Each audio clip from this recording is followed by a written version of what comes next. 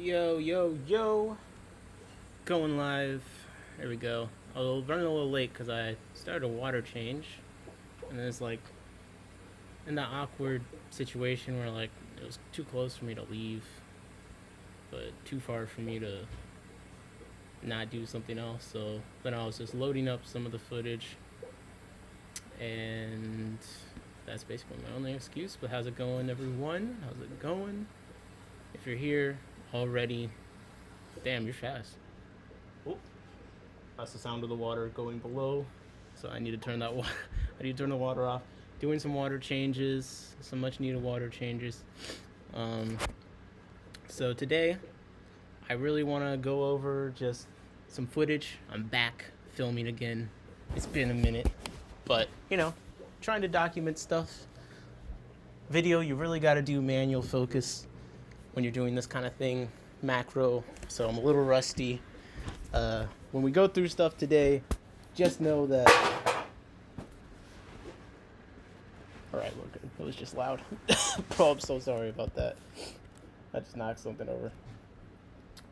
Just know that, usually I edit the bad clips out, but obviously when we're going over it. Notifications, spot on tonight. What's up, 186 Element?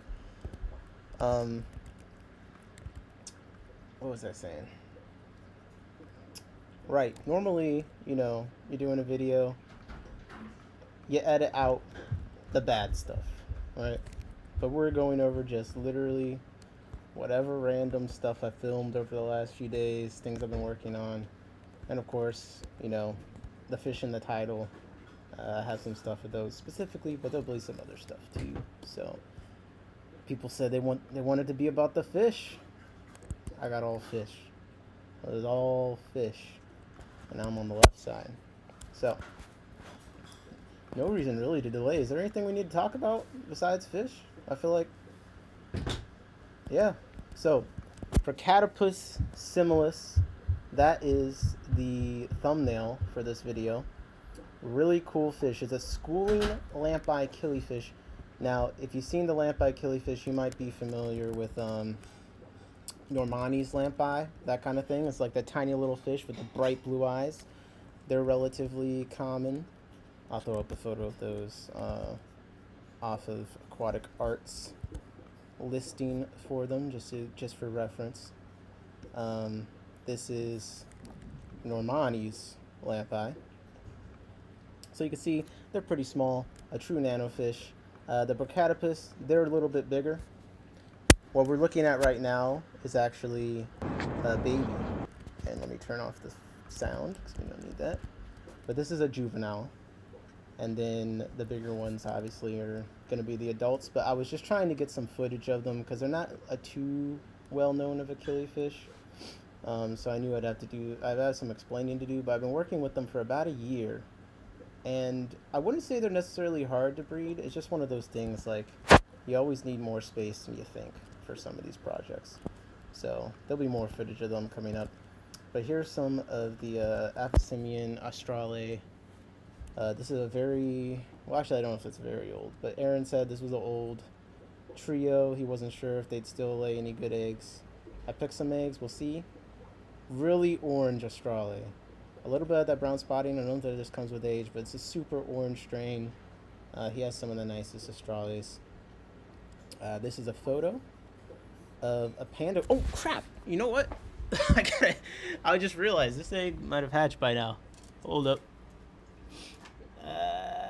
Nope, they still haven't hatched. It's pretty cold, so it's taking them a while. But that's a panda cory egg. You can see the little baby panda, and they're all curled up nicely. And I just have them in a cup with some moss and some isopods. So a few photos just of the different eggs. I was trying to get some footage of like spawning behavior from the blue banded barbs because they've been acting a little funny. And you can see, I think I have one male and 3 females. Can you see that one is bright red?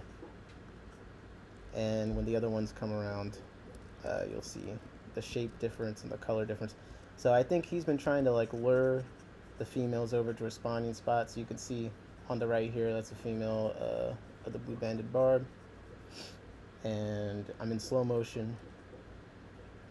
And everything's just kind of like, we're just kind of going through. This is one of the rosy loaches. I fed him white worms today. And look how happy this guy is. So this is a breeding project list. I haven't like gone super concentrated. I'm still in like just the keeping phase, but doing the motions of feeding some nice live food still, even though. So a little bit of a big worm for a little guy. I mostly was putting them in there for the elosoma. I put white worms in a tank with shrimp. You can see the shrimp happily will eat the white worms. Of course, my hands are shaky as hell. But yeah, the shrimp, they have no problem eating the white worms. Now, I can't figure out where these guys are going to end up preferring their lay their eggs. They seem to be laying them on the bottom the most. I got the most eggs out of the bottom mop. That Rosie Loach is in heaven. What's up, Temper? How's it going? Yeah, I think he is. They seem to be like, you'll see later, there's like a corner with the gravel, and they keep acting like they want to spawn over the gravel. I'm like, bro, I mean, I need to figure out a better mop. I don't really like yarn mops, and I try and use plants when I can, but, you know, it's hard to scale up with mosses, and it's a whole workflow. So trying to get up close so we can get a nice look at this guy here. So definitely older straw, but still very nice.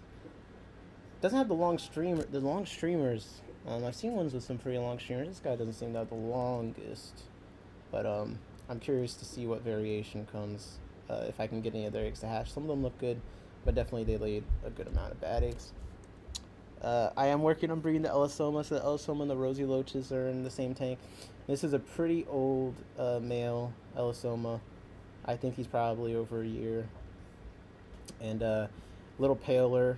He's actually kind of like sizing me up.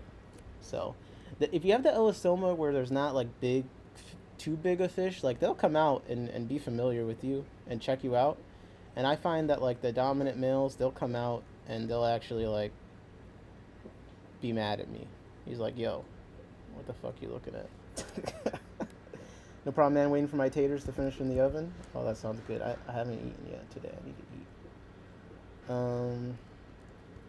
I'm in one of the isopod tanks. I'm isolating all my like dark red shrimp, even some of like those dark brownish ones, just to see if anything cool happens. So just got some kind of cool.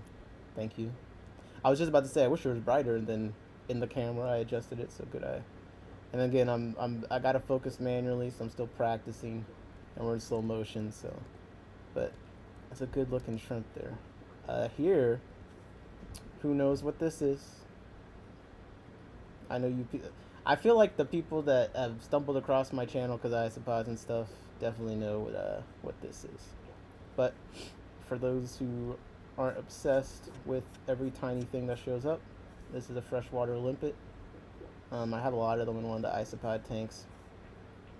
They're on my list of things I actually would like to do a video about because there's not a lot of information on them. At least I've only started kind of looking around, so I can't really say that. But it's not like it's not like immediately obvious. You know what I mean? Some things you Google, you immediately get the answers.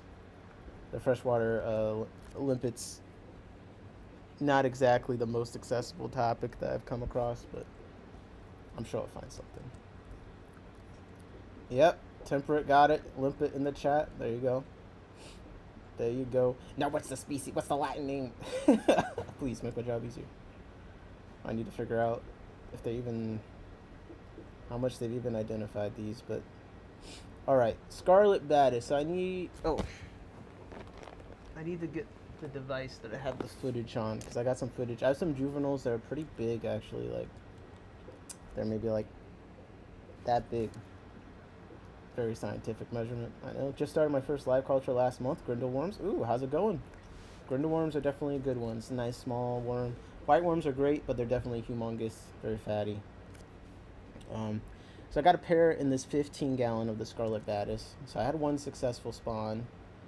And these guys are gearing up it looks like to go again. You can see the male, and I don't have a black background on this tank, so the filming quality isn't the best, but you can see pretty colored up. Not the most blue on his, what are these, the ventral fins? But you can see the female back there, and he's trying to get her to cooperate. This is back on the barbs. Ah! I keep hitting like this thing down there to skip ahead. Let me get back to where I was, because there's actually a lot of interesting things going on. All right, but this is back to the 28 low boy with the barbs, and you see Epiplates rolofi in the back there. That's a killifish, really cool killifish. Just fed a bunch of white worms, very fat. I'm doing like some tests on spawning mops, but I'm not ready to like really talk about it until I'm sure that it works.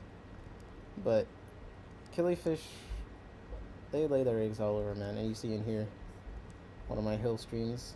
Ah! I started splitting my hill stream colony, so I'm hoping to get them started in here. And see, look at the shape and color difference of the barbs. You see that bright red, and look how dark the vertical stripes are on this guy compared to this lady and this lady. But the females still look pretty good too, just not that extreme tone. There's some I guess they have the red eyes, so they are albino plecos, but I feel like they're very yellow. I mean, to me, I would just call them a lemon pleco. I don't know if all of them have the red eyes, but I have a bunch of them still growing out. I did not collect the last batch of eggs, so I'm like, I have enough. I have enough. And this is a lone rice fish that I need to catch. But man, that is a cool looking fish. Alright. Alright. Let's get to... Oh, okay. Okay. I'm cooking. We're almost getting to the galars. I took some shots of them. This is from that same dark red shrimp tank. So you can see I even put one of those like super rusty guys in there. And we'll see what happened. I got one male and I'm just putting all females in there. So I got the darkest male I could. I didn't really have super dark ones, but you know. So here we go. And bro, I said last stream I need to separate them. I still haven't because I just been, bro, there's so much to do. But this is one of the meanest dwarf red Galaris males. I mean, he's beating up the female on her fin. So like, I need to separate them. I just keep like, something comes up. Oh, you see her pop out there. Look, bro, she was hiding. Look, she's hiding from. I didn't even see her. Oh, you could actually see her the whole time. I didn't even see her. Did you guys? Am I the only one that didn't see her there the whole time? Look at that. So she's hiding from him down there, and he's like, "You up?" My dream invert is Theodoxus. How did? Oh, it's a nearite snail. That's interesting. How do you even come across this? Supposedly all die in shipping. It costs $300. What, bro? What? Why is it that expensive? Okay, what's cool about this? You gotta tell me what's cool about this snail, because that just seems extreme. But yeah, look at this. She is hiding from him, and he found her.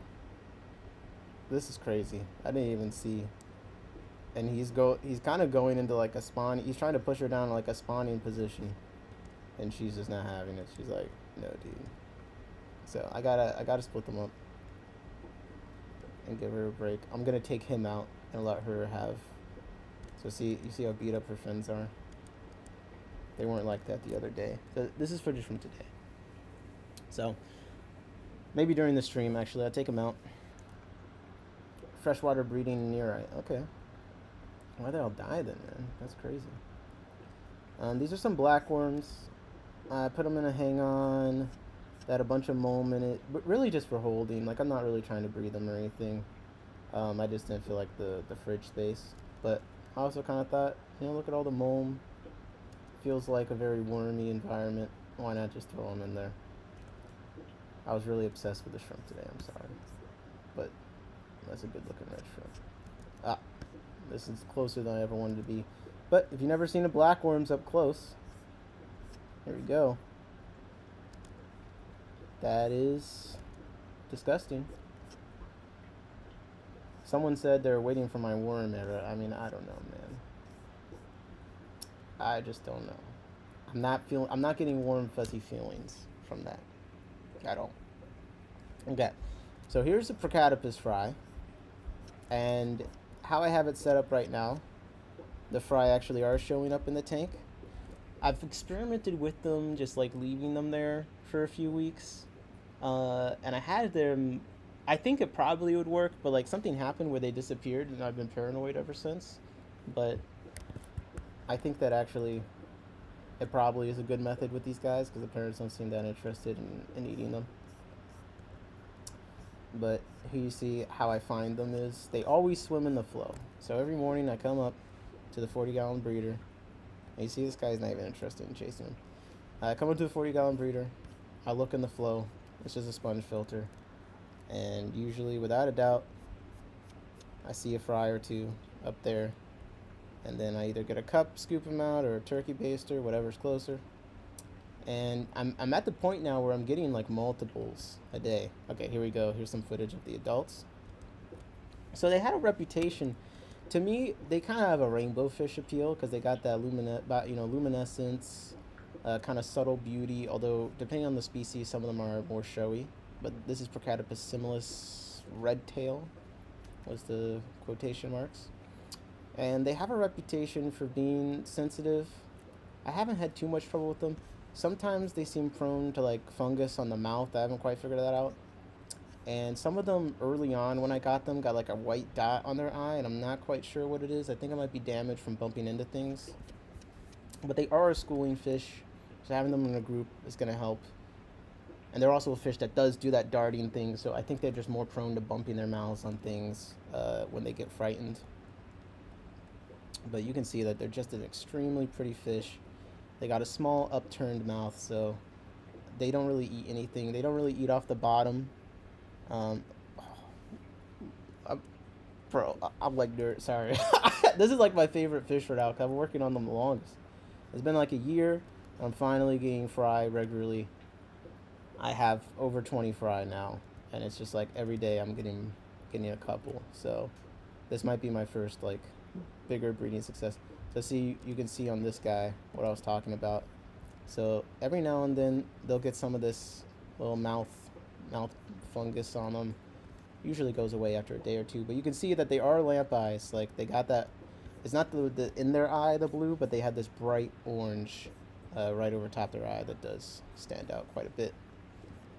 And I believe this actually, yeah, I think that's a male, but it's not my dominant male. It's actually kind of hard for me to tell sometimes. The females look pretty good too. So this is more of the panda core egg. All right. Why is this not in slow motion? When you see the dominant male, it's kind of obvious because he's the biggest. He does have some of that eye damage I was talking about. But they got this like red laser line, like that's on the top, this like reddish area. It's even more bright on the really nice males. So hey, maybe there's line breeding potential. You see this guy, he's got a little mouth fungus, he's got the eye spot, and that's just something that seems, the eye thing seems to just stay, and it's not always on, it's usually on like one eye. So I think it is just damage or cataracts. Bro, I keep trying to film this egg with my shaky hands. That's the panda core. Okay. See, I knew immediately it was one of my dominant males, even though it's so out of focus. But you just see how intense the red spotting and the fins are, and the bright orange laser. I should just brand them laser lamp eyes. $50 a piece. But look at that, bro. Come on. Oh my god. And the light's not even shining, so you see like his blue and stuff, but they're just a pretty fish. They don't bother anything. and they school very nicely. They do hang out. So this is my dominant male in there, and he does his thing. And again, the killifish only live a year. That's just the annuals, and even some of those can last like 18 months. So this is another longer lived killifish, in case you're worried about that. But let's see if we got. Oh, okay. So see, this is what I do. I was filming what I do every morning. Come out, look in the flow, see if I see any fry, and you see up here in the flow 2 fry hanging out. And they'll do that. They'll do that for a while, just swimming in the flow. I don't know why. Some of the breeding reports I read when I was first starting, one of them mentioned this. The fry just love swimming in the flow. That's what they do all day long. But it makes it really easy to find them, even in a tank with lots of floating plants, because they don't really hide out in the... They might hide out in the floating plants when they first hatch, but they're honestly kind of a bigger fry. They're about this size when they hatch. And when you see them in the egg, it's like they're coiled so much. You can tell that they're a longer fish. So these are the fairy shrimp, again, that I got. I've been kind of obsessed with them. I'm really hoping I can get some eggs from them, that they'll breed for me. What is that on them?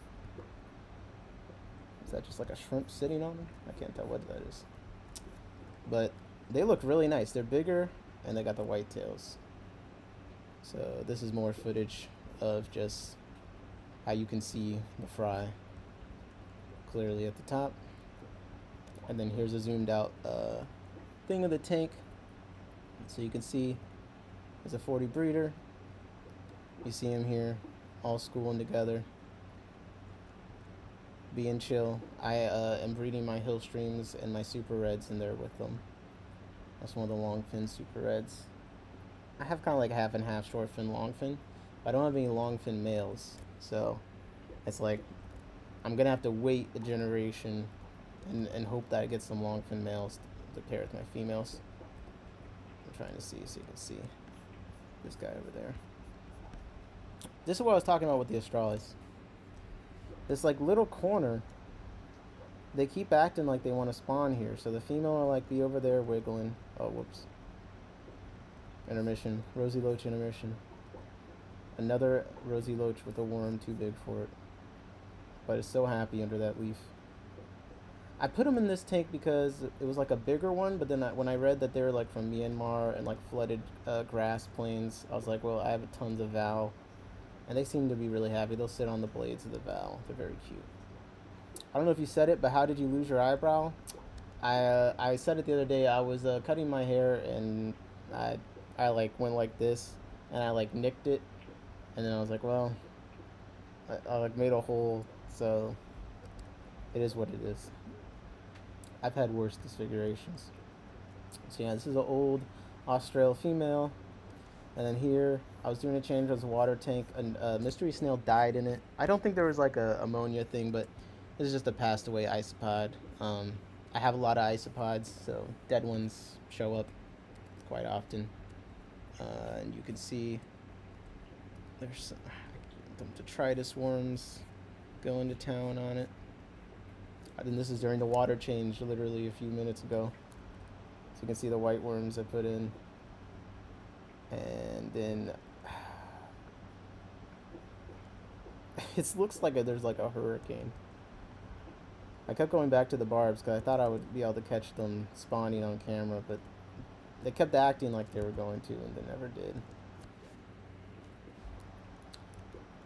This is a edamame. I'm just kind of like watching it degrade over time. I've just left it in there, but I thought it looked cool with the water blowing through it. I just can't stop taking footage of the damn shrimp. Hold up. Hey. I think I have another memory card I need to get to. Because this isn't all the stuff that I've been taking. I try and take pictures if I see something weird with a fish. So I don't know quite what this is. Well, this Corey's had this on his tail for a while. But I just wanted to take a photo just to document it. It looked like it kind of expanded a little with this white patch on top. So, I mean, I've treated it before, nothing really changed. And I've had that Cory for almost a year now. So I think it's fine. My pistos just spawned in my community tank. I'm not prepared to intervene. Hopefully a few babies make it. Well, hey, if your pistos are good parents, then you shouldn't have to do too much. Bamboo shrimp look cool. I don't want to go out of my way to target feed it. Yeah, I've bamboo and vampire shrimp in my actually this tank. Where's the wide shot? Yeah. So I have a vampire shrimp in this tank. You can actually, well, I have a vampire and a bamboo shrimp. You can actually see it. That's this red thing. That's it there. It just recently molted. So when they molt, they're kind of like bright red, or at least this one is. And they just hang on the sponge filter feeding all day. I do feed a decent amount of powdered foods to this tank, and it's also just a bigger tank, so there's more stuff going through it. I feel like they help keep the water clear. If it's a bigger tank with a lot of stuff going on, then I wouldn't worry much about target feeding them, but I think they need bigger tanks for lower maintenance, keeping them. But I had 2 bamboo shrimp in here and a vampire shrimp. I lost 1 bamboo shrimp after 8 months. I'm not sure exactly why, but the other 2 have been doing really well. So yeah, I don't know why they want to spawn on the gravel, but it is what it is. It is what it is. Let me see what you got. Rabbit shrimp look cool. I only got my way to target feed it. Yeah, I know. It's a pain. It's a real pain. Man, where's my other memory card? It's like, give me 1 second. 1 second. Let me see if I can find this memory card. Thought I set it over here, but maybe not. Maybe not. But that's okay, cause I need to move this hose. We'll take a look at some stuff. But yeah, so the Procatopus Similis been pretty simple. I've had a mop in there. The eggs are in there. It took me a while to dial in, because I do a lot of community breeding. It took me a while to dial in like what tank mates would eat the eggs and what wouldn't. So once I kind of took a couple, like the cribs are like egg vacuums. They would see them spawning and they'd go and wait for the eggs to be laid to eat them. I like bamboos, but vampires are a little too skittish for me. Yeah, the vampire does really just hang out in a dark corner, so the name is pretty appropriate, I'm not gonna lie. But yeah, so the Procatopus, I have a spawning mop in there. They're laying eggs in it. The eggs are just, I'm letting them sit there and hatch, and I'm collecting a few fry a day, and that works for me. And the Scarlet badis, I need to find my footage of it, but I didn't actually see them lay the eggs because they did it in like a rock pile, so I couldn't watch the male guard or anything like that. But they didn't really seem to eat the fry. They didn't seem to eat the fry, and the fry are super small. Like, it would be hard for anything to eat the fry. They're hard to see, and even at the size they are now, they're still pretty reclusive. I'm not gonna lie. So right now my strategy for them has been put a pair in a tank for a while, see if they spawn. Once the male is kind of like hanging out in one area, or I don't see him for a while, I assume he's on eggs. Once I see him again, take him out, and then some fries show up. That's what I'm doing for now. I just want to get some grown up so I have more, you know what I mean? Especially more females, right? I have 2 pairs, but I know that you don't want to rely on having 2 pairs forever. You never know what could happen. So I'm just trying to breed enough where I can get some more pairs. They seem to grow pretty fast, and I think my strategy will be next, once I've done that, I'll stop doing the musical fish thing, and I'll actually put the pairs of Scarlet badis in like a tank where I can watch things. But for now, I'd rather them lay eggs and do their thing like in the most safe environment possible. So I'm giving them all the hiding spots and things like that, and I'll take the parents out. But what I'd like to do is actually get like a big tank, like 28-gallon low boy, 20-gallon. I would really love to have a 40 breeder, put just small fish, like Scarlet badis in there, and then some other kind of small fish, and just let them. I think they just like fill the thing up. Honestly, I really do. Yo, what's up, Steve? How's it going? How's it going? How's it going? I'm giving some of my breeding reports.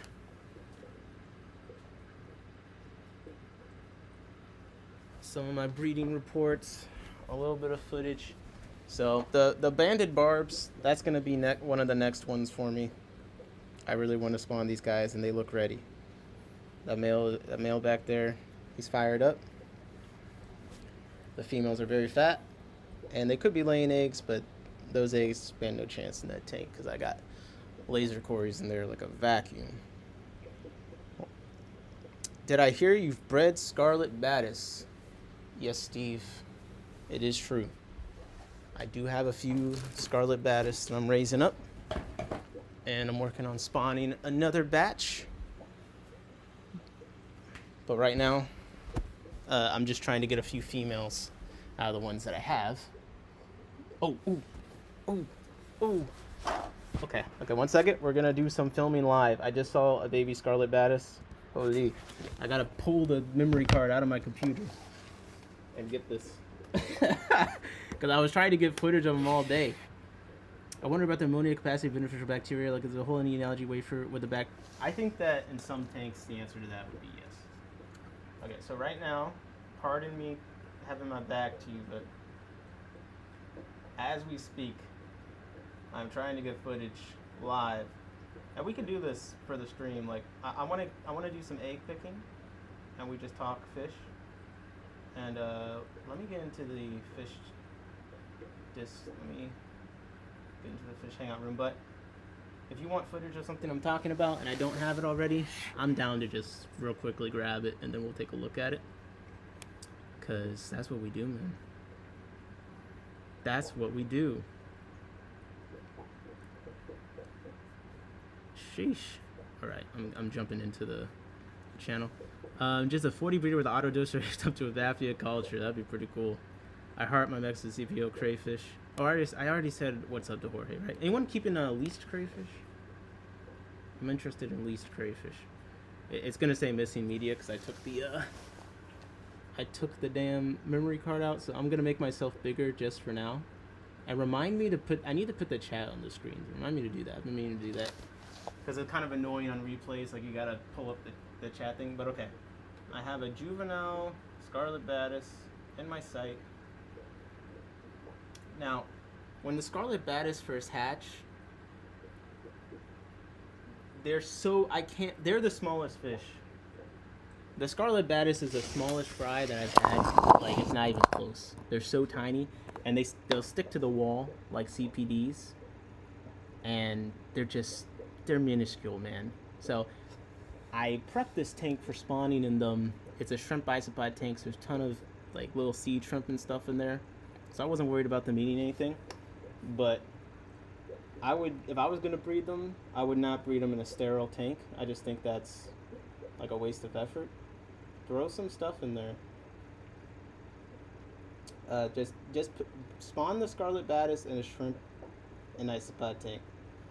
I'm starting to do more and more. I'll set up a shrimp tank, and if I have enough of that color shrimp, I might put a pair of things to spawn in there, because I know since it's a shrimp tank, there's going to be tons of microfauna for babies and adults to eat. And oh my god, bro, I was getting a little bit more footage, but at this size that I'm seeing the badis juvie, it almost looks like a tiny little Elisoma. But they move much faster. They dart around like crazy.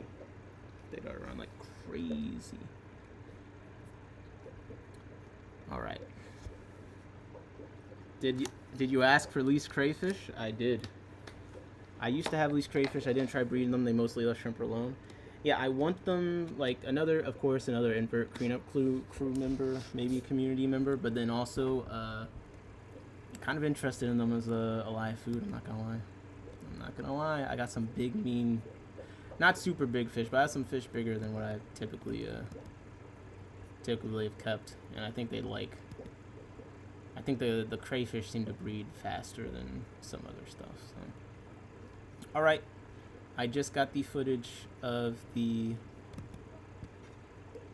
Scarlet badis juvenile. So, oh, I don't know if that's the same one or a bigger. Oh, I was gonna load it up, but another one popped up and it's even bigger than the last one. Hold up 1 second.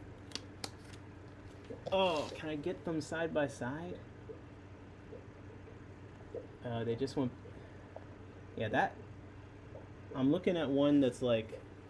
I'm terrible with sizes, but I'm looking at one that's maybe like half an inch, and then there's another one that's like maybe 1/4 an inch, right next to each other. I didn't know they were called that, so I had to look them up. Well, what's the reproduction rate of the least killifish?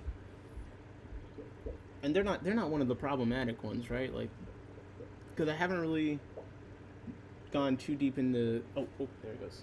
Okay. 1 second. I gotta get this guy. This is not gonna be good footage because it's at like an angle where the distortion of the glass is like bad. But okay, this is a bigger one. And I don't have I forget exactly when I started noticing them, but they're not that old.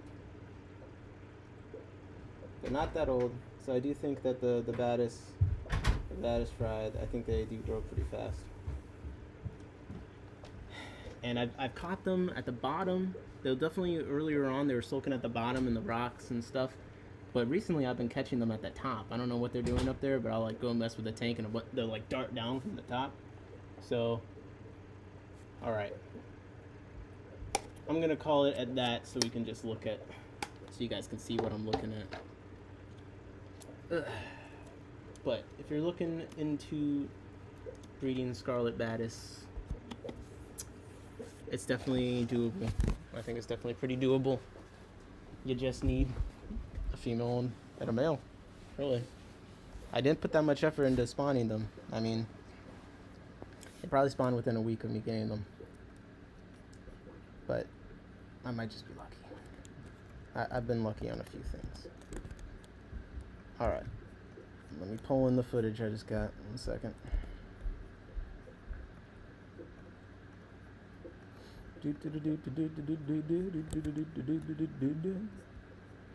Alright, so just now we filmed.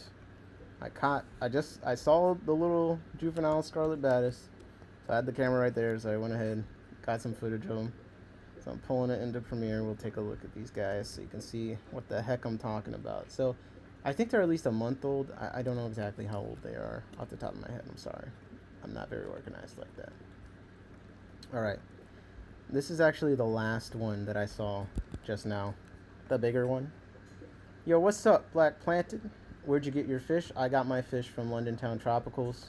I sat in front of the tank for 30 minutes. I never really looked into buying Scarlet badis, but I sat in front of the tank for 30 minutes. I was thinking about it. I watched them.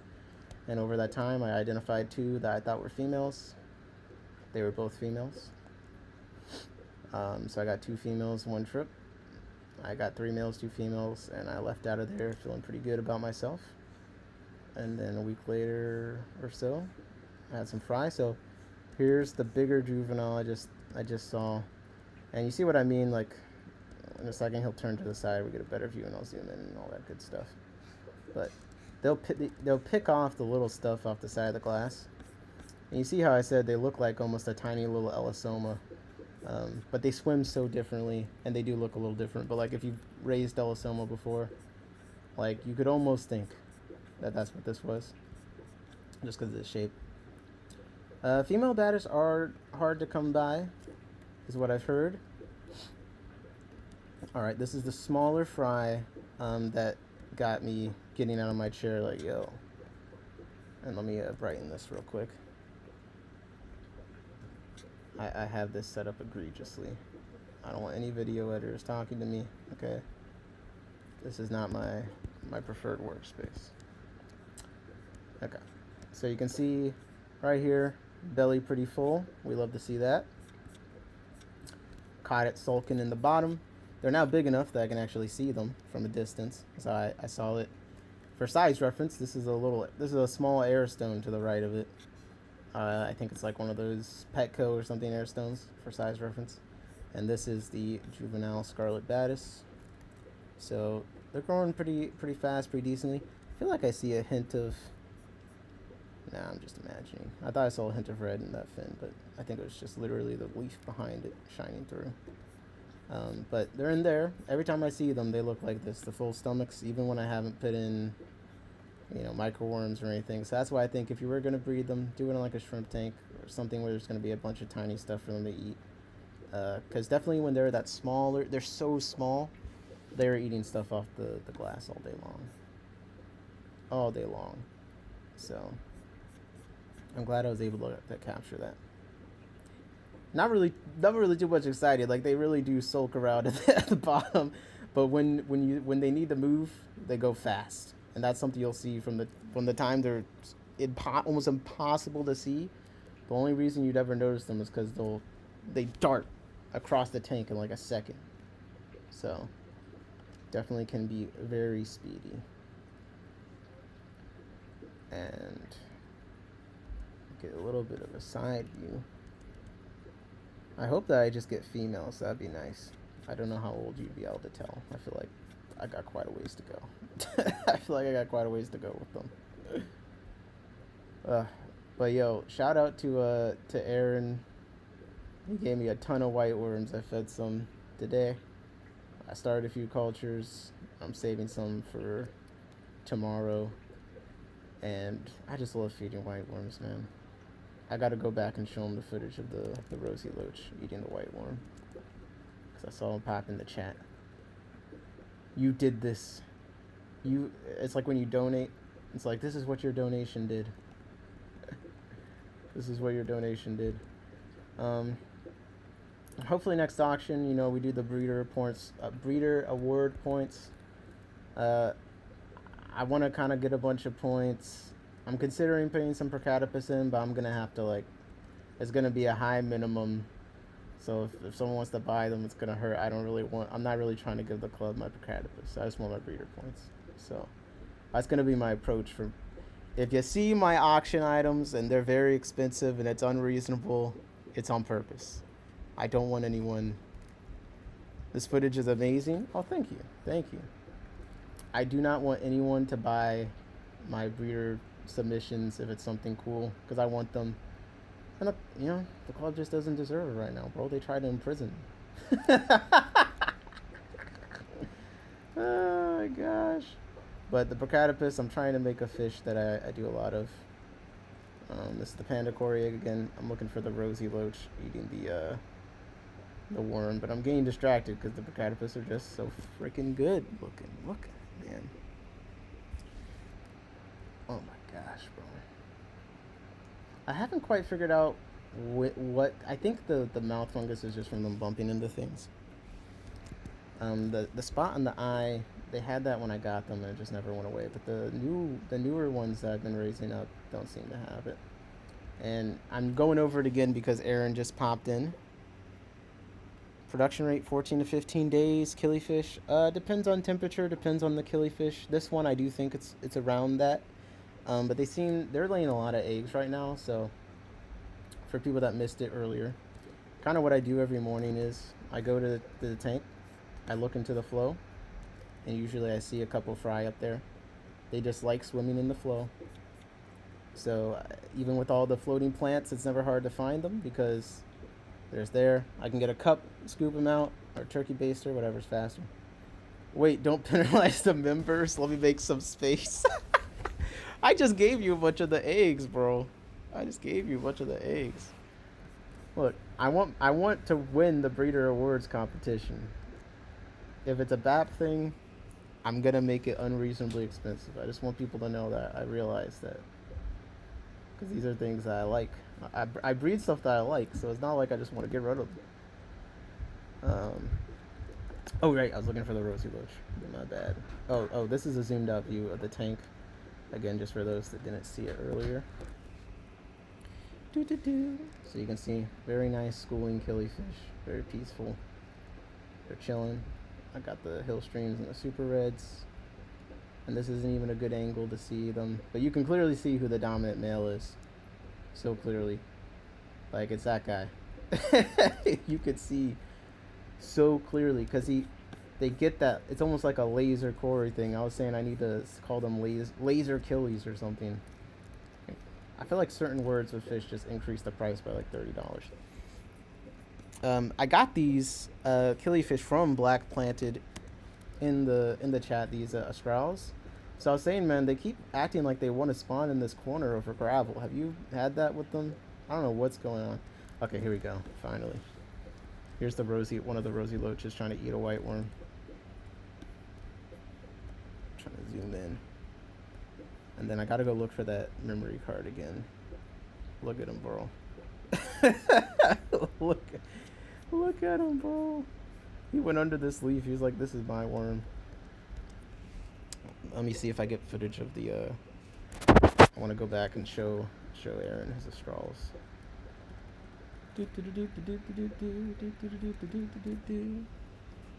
Oh. The killifish people that just popped in. Just wondering what your favorite plant is. I really like Bobitis. I think Bobitis is a really cool plant. Look at this, bro. I didn't even notice that you could see it in the clip, but like, this is why I gotta separate the male from this female. Cause like, look, she's hiding. He's right there. I missed it, but he's literally hiding from him. He's like, "Yo, you up?" And then what you'll see about to happen is he tries to go to the spawning position. She's like out of there within a second, bro. Like, she was really trying to play it cool, like he didn't see her, but he did. He's a menace, bro. I've never had this problem with them. But look at that. So this is, if you haven't seen killifish spawn before, they do kind of get like this weird angle, kind of like how he is, and they kind of line up like that. So he immediately was like, "Up, I found you. Let's lay some eggs." And she's like, "Nope, I'm out." So I've been meaning to separate them for a few days. I'm gonna do it. I'll do it on stream probably. Cause look at her fins. It wasn't like this yesterday. So he's beating the hell out of her. I've never had this problem with the dwarf reds. Not that my length of time with them is like extensive or anything. So, again, for those that missed it, black worms up close. If you ever wanted to see that, now that I've seen it, I don't necessarily want to see it again. I think we had a more in focus clip earlier, but just for your culturedness, they look pretty gross up close. Also, if there was ever any doubt, if you're like, well, let me give them a chance, maybe up close. Nope, still ugly. But it is what it is. It is what it is. Bob, what's up, Bob? Sometimes I feel the males don't care and will push the female to spawn anywhere, but I seem to get the most eggs towards the top of the mop. Okay, I'll keep that in mind. So again, not familiar. Most people aren't familiar with the Procatopus, but it's a lamp eye killifish, a little bit bigger than the Normannies. Most people have seen like the super bright blue eyes. So they got like an orange top, and what people have been saying to me, what I've been thinking too is, they're kind of like a rainbow fish in some ways.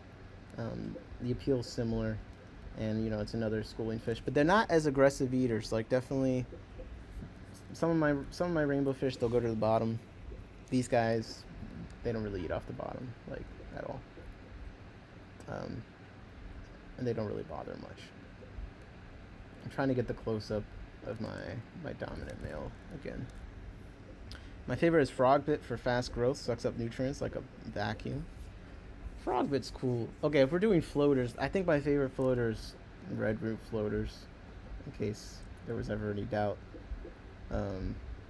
One, they do well for me, and two, I just like that they're easy to remove. Okay, so this is a dominant male.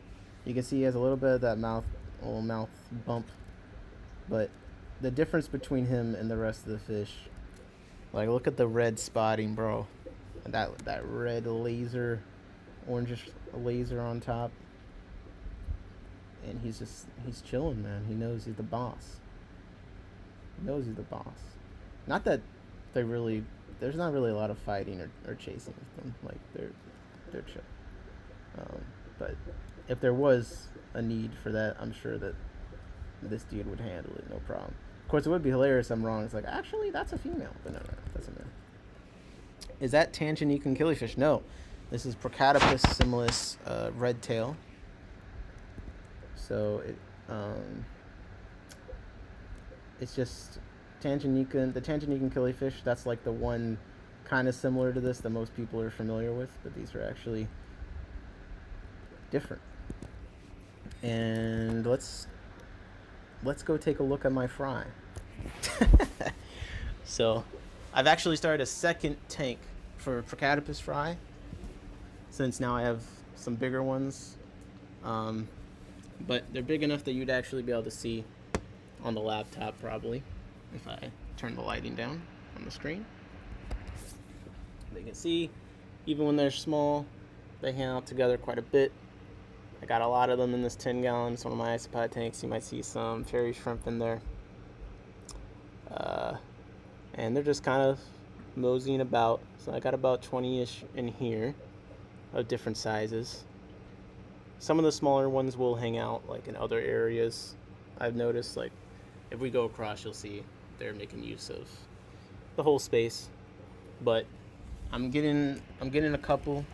Now most days I am getting more than one fry most of the time that I pull out of there. So hopefully, like I said, it's going to be the first fish that I really am able to have like a ton of.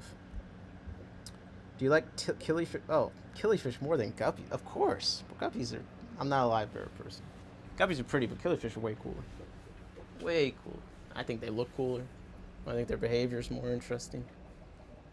They got a lot of personality, man. This is my, it's going to be like a Daphnia, fairy shrimp, and Procatopus fry tank. So one of my tanks turned green, and I've carried that green water intentionally over to this tank. And I'm putting all my new Procatopus fry in here. It'll be impossible for you to see them, probably with the laptop, but I can see them. And yeah, I'm hoping that the fairy shrimp take off in there because of all the algae. And then I'm hoping that the baby Daphne and stuff feed the Procatopus fry, because that's kind of been what's working out with the Pseudomygale luminatus, which might be big enough for you guys to see, actually. Perhaps. Let's take a look. Let's take a look. Move this light to the front, so maybe we can actually see. I like moving fry to bigger tanks pretty quickly. My guppies don't really have personality. They just keep swimming. No. Killifish have a lot of personality. That's why I like them. All right, so this is a isopod and fry tank. And if you see a fry in there, let me turn the brightness on the screen down. See a fry in there, then it's Pseudomygale luminatus. I'm actually surprised, like even at this size, bright blue eyes, very clearly orange, reddish. There's one right by the camera, so hopefully you guys are seeing this. I can't tell. Don't know exactly how many are in there. I think at least 8. I just put the parents in there, let them spawn, and then I took them out, see what showed up. So it wasn't the most methodical. That tends to be how I do things. You'll see the peacock gudgeon fry here. I have a ton of them. These guys I've left in here too long. I probably should move them to a bigger tank. I guess I could show you. I'm about to set up a 2.5 for this guy. This is the Aphisemian Georgiae. Hey man, you want to show off for a second? But you see the killifish, they have a lot of personality. Look at him. Look at him sizing me up. That guy, he's got a lot of attitude. Honestly, the Georgiae are kind of a terrible fish. Like, I was talking to Aaron about that today. Like, they're not a nice fish. Geez, I'm glad I got the Balanosox going. The BAP competition is heating up. This is what I'm hoping I bring to the next one. I'm hoping I BAP, let's see. Maybe, I'm trying to think what I'm willing to give up. I've already done the peacock gudgeons. I don't know if this is a second gen. Maybe I'll BAP maybe I'll BAP killifish since it's April. I guess I'll probably have some. And then I'll just have to make sure that someone I don't hate buys them. or make it too high so that no one buys them. Like, I think I'd be fine, Aaron, if you bought them, but I'm not really trying to sell them right now. I'm just trying to breed them and enjoy them. So I'm hoping to do those. And then I guess technically I have some rainbow fish that I could bap, because I have 4 fry of these guys. Let me get a flashlight, because the front of the tank I'm keeping dark, because I put the mop right there and there's some fish in there that like to eat eggs. So sometimes what I do when I know that my setup isn't ideal is I'll just make the area where the mop is dark. It just kind of helps lessen the amount of eating eggs that's going on. All right, I got these. It's like that species name that starts with an M. There's a Bendola. Is this the Bendola Creek? I forget. But I got a few fry from those that I've had for a bit, so I could probably bap those. So we're two that I could bap. If my peacock gudgeons are second gen, then I guess I could bap those. I think I did spawn them with a male that I raised. So now, technically, I could also bap the beta, the strawberry beta. I can't pronounce the Latin name for it. It was one of the wild betas, and I see a female right here. Yeah.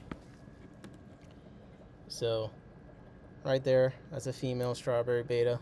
She's huge. I separated the male and the female for a while because the male spawned twice, and the females can kill the male by overspawning because they're mouth brooders. So, and bro, she's like staring me down. Yeah, they're definitely gonna spawn soon. She's massive. Oh look, there's one of my older peacock gudgeons. So you can see him growing up a little bit. Very distinct shape. It's impossible to mistake him. There she goes. So where's the male? And you can see I have a bunch of peacock gudgeon just roaming about, and then some of my long fin Medaka experiments. So these are probably Coles all in here. That one in the corner is actually looking all right. It looks like a decent long fin amber glitter. So I'm trying to get the long fins to have more lame on them. Peacock gudgeon up there. I'm looking for the male of the strawberry beta because he is pretty cool looking, but I did reunite them this morning, and if they spawn, the male's going to be hiding forever. So, bladder snail farm. Yeah, I got a lot of snails. My favorite plant is hornwort, just because I have a bunch of hornworts. So, interesting. Someone in the breeder Discord, they actually found an article where the hornwort puts out a chemical that kills other plants. And I always wondered why my floating plants did worse in the hornwort tanks. But apparently hornworts they do release some chemicals that kill other plants. So I gotta test that more. But we're gonna look at one of my shame. This is one of my shame tanks, because I accidentally got this crib colony tank that I never intended to have. And I put a pair of pike cichlids in there because I was hoping they'd eat any more fry until I figure out which cribs are nice enough to try and put in the club auction. But some of them actually look pretty nice, so I'm gonna shine the flashlight on them. All right, let's see if you guys are seeing that. So some of them have some really nice. That's the pike cichlid, that long thing. Some of them are super gold with eye spots. You see some blues, you see some reds. Some of them have the super red stomach, like that female back there. I mean, that looks pretty nice. Kind of like the one on the left more with that stripe. I'm a fan of the white lateral striping. And oh, she's coming up. She has some nice red outline on the dorsal. That almost looks like a male with that. You see these guys are a little bit different. A little bit more the gold, the blue. They're all coming forward. This is a quarry that it came with this setup. It's like a billion years old, legitimately. Okay. Some of these guys look nice. Yeah, I really like kind of like the purplish tones. Ooh, that looks cool. It's got really purple and just like the pale body. So I think if I were gonna breed from this, I'd pick obviously like some super red ones with the eye spots. But I'm looking for one. Ooh, he looks really nice. Look at that. I like the dark body, the pink belly. That's pretty cool. This guy, I'm a fan of. He's almost got like a rainbow caudal. And his, what is that? The anal fin. It's got some like purple rainbow slick stuff going on. Very pretty cribs. No idea what that all looked like. Couldn't see at all what you guys were seeing, so hopefully you could see anything. Literally. You have pikes, those are shiny. Lol, I thought my crib tank was bad. Looks like a good amount of females. We should do it at some exchange, make Franken cribs. I'm down. So yeah, I wonder if the hornwork could kill the BBA. Now hold on. I mean, the tank is kind of dingy looking, but I mean, it's not that bad. They got a big tank to themselves, so I'm not too. It's kind of nice because they're like basically the only thing in there. But cribs, they really make a lot of mold, man. They chew stuff up. Does look like a lot of females. One crib pair that I'm hoping spawns again would be nice is my Pelvicochromis crabensis, allegedly, from the Czech Republic. And they're in here. Things are kind of messy right now, so I'm just going to acknowledge that, and I'm never going to bring it up again. So, I got a pair in here. The last batch, what's cool about these cribs, very cool kind of cheetah print. Oh my god, my computer's going to die. I got to plug it in and try and do this. Heck, very cool cheetah print on the male's caudal. I'm going to turn the flashlight on. You can see, very purple. The females are just like kind of out of this world with the rainbow slick. But their first spawn was like not that successful. I had like 3 fry. So I did get 2 females and 1 male out of that. I had another adult female of them that was kind of like a runt. I put her with the male. And these guys, they've been a good pair. Like, they're cool with each other. They hang out all the time. It's just taking them a bit to spawn again. I see my laptop screen still bright. It's taking a bit to spawn again. I wish they would.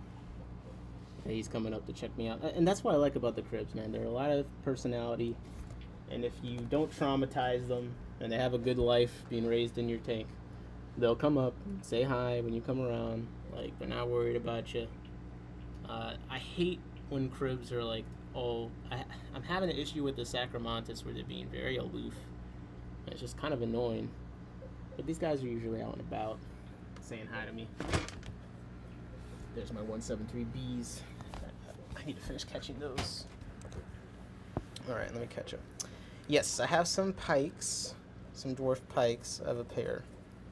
I need to get more. But sheesh. Franken cribs sound kind of terrifying. I'm like just now seeing the replay of the crib tank, and it does look like a bunch of like zombie cribs. Because the reflection makes the tank look worse, and it's not that bad, but it is my shame. I can't deny that. I can't deny that. Okay, what am I missing? I feel like we've gone over. I can't really show any footage of some stuff like. I need to find my sparkling gourami fry. I lost them. I had like a bunch of juvies growing up, and I'm hoping they didn't somehow get eaten. But like they're just so like, there's the sparkling gourami juveniles are like. I thought the Elosoma hid. The Elosoma to me don't really hide that much. Sparkling gourami fry, I never see them bitches, bro. I'll be honest.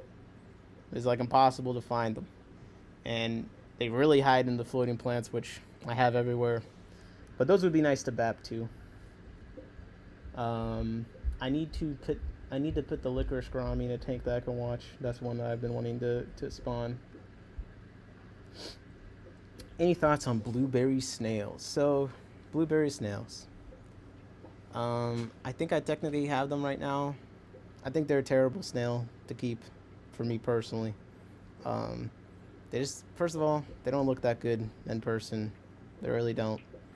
Uh, in order to get them to look however good they could look, I think it would take more effort than it's worth.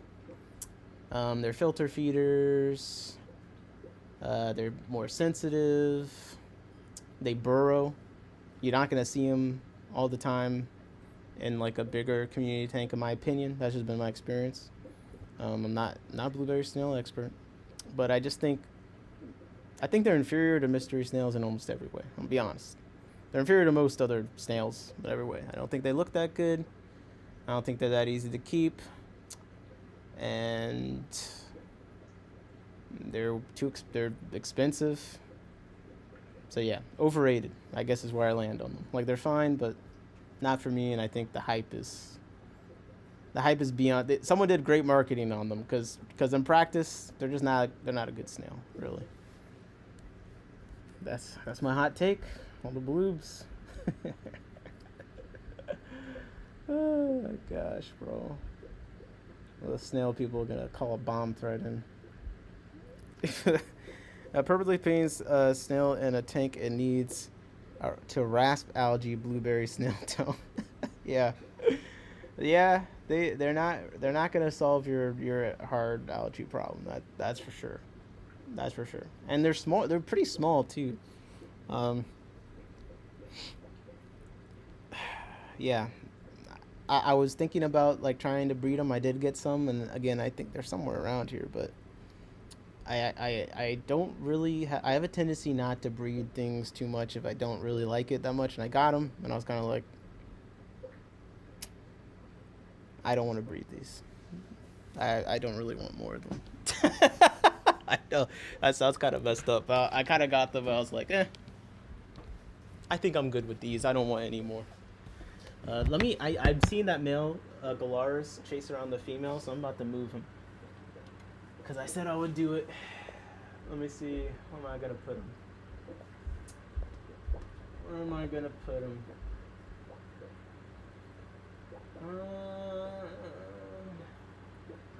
So conflicting. I need to pin him in a tank where it'll be easy to catch him again, but also where there's not going to be any issues with the tank mates. Or my breeding projects. That's really more of my... I keep a lot of fry in tanks with smaller fish, so Galaris aren't huge, at least in my experience, on eating other fish. Like, I haven't been that bad about it, but this guy kind of seems like an asshole, so... Temperate. Yeah. Temperate. Got the thumbs up. Co-signing what you said. So... I'm gonna go over to this 15. What else we got going on? Man, those panda cory eggs still haven't hatched, bro. They look like they should have hatched last week. I'm gonna put them up higher. They're probably just too cold on the floor. I don't even know why they've been on the floor, honestly. But the temperature difference between the floor and even just a little bit higher it's pretty extreme. I've been meaning to build a fry shelf like above that I can just set eggs on. But there's so many things to do. There's so many things to do. Where's the net? I'm looking around for a net, and I gotta figure out where I'm putting this guy.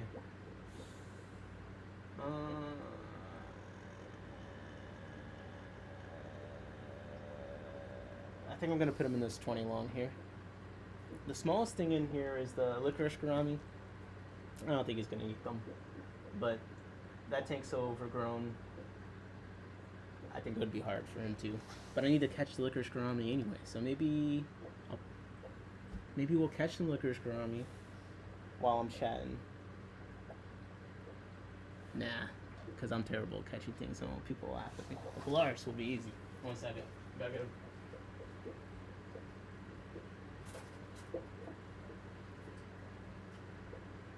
Gotta get a net. Gotta get a net.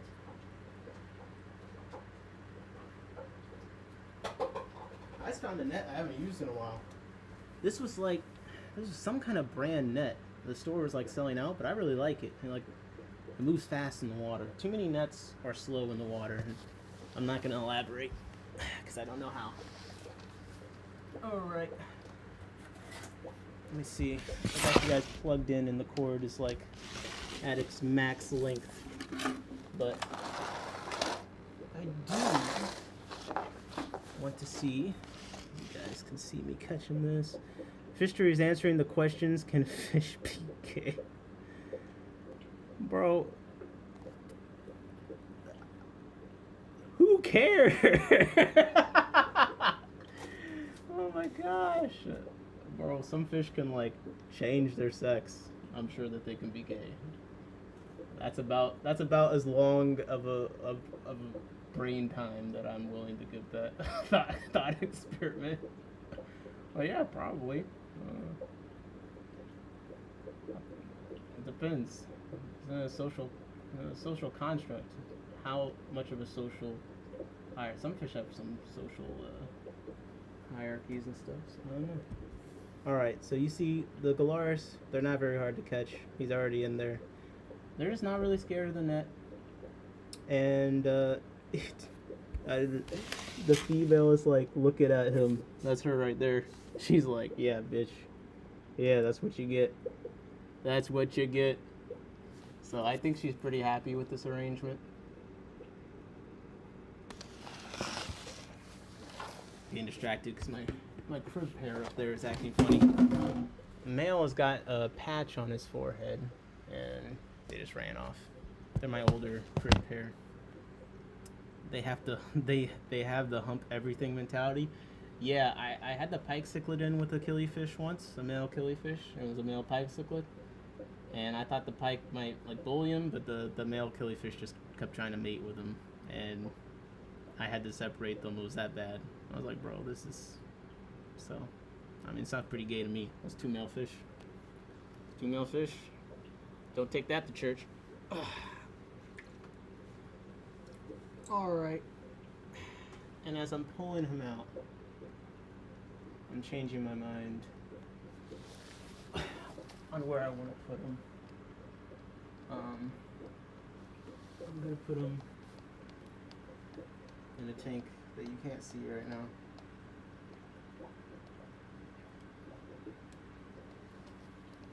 Need a step ladder.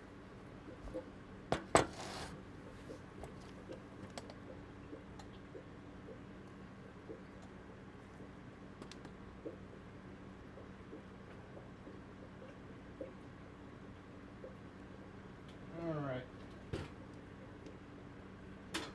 You, sir, have been exiled.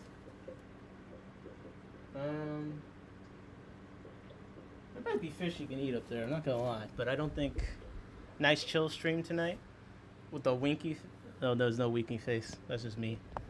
See, I'm the problem. Yes, we're keeping it chill. Keeping it chill. Although, I did appreciate some of the feedback from the previous stream. For the most part, it was pretty positive. It was fun. It was pretty fun. But like I said, if I'm gonna beef with someone for views, like it would have to be a bigger channel. I don't want to go back and forth with anyone really. But not correcting, but finding bad content and reacting to it and seeing if we can find out if there's any validity to it. That's something I do. So if there's any other video you guys ever find you want me to look at, I will look at it. I don't really care who it is. It's really just about content review. I like reviewing things. If you haven't noticed, in my personal life, people are sick of hearing my opinion on things. So, it's kind of cathartic to just give my opinion here. Like I reviewed that pet place the other day. They actually commented. It was very nice of them. They commented, said they appreciated the feedback. I mean, I gave them a good review, but I did provide some constructive criticism. And you always got to keep the criticism constructive, because otherwise it's totally useless. Like, no one likes people complaining with no ideas of their own of how you could improve or nothing like that. Like, criticism, to me, it always got to be constructive. How many Indlers do you think you need before you can drop a pair of galars in the tank and not kill the colony? In my tank's fish store soon? Oh, fish store tour? No. I like breeding fish for fun.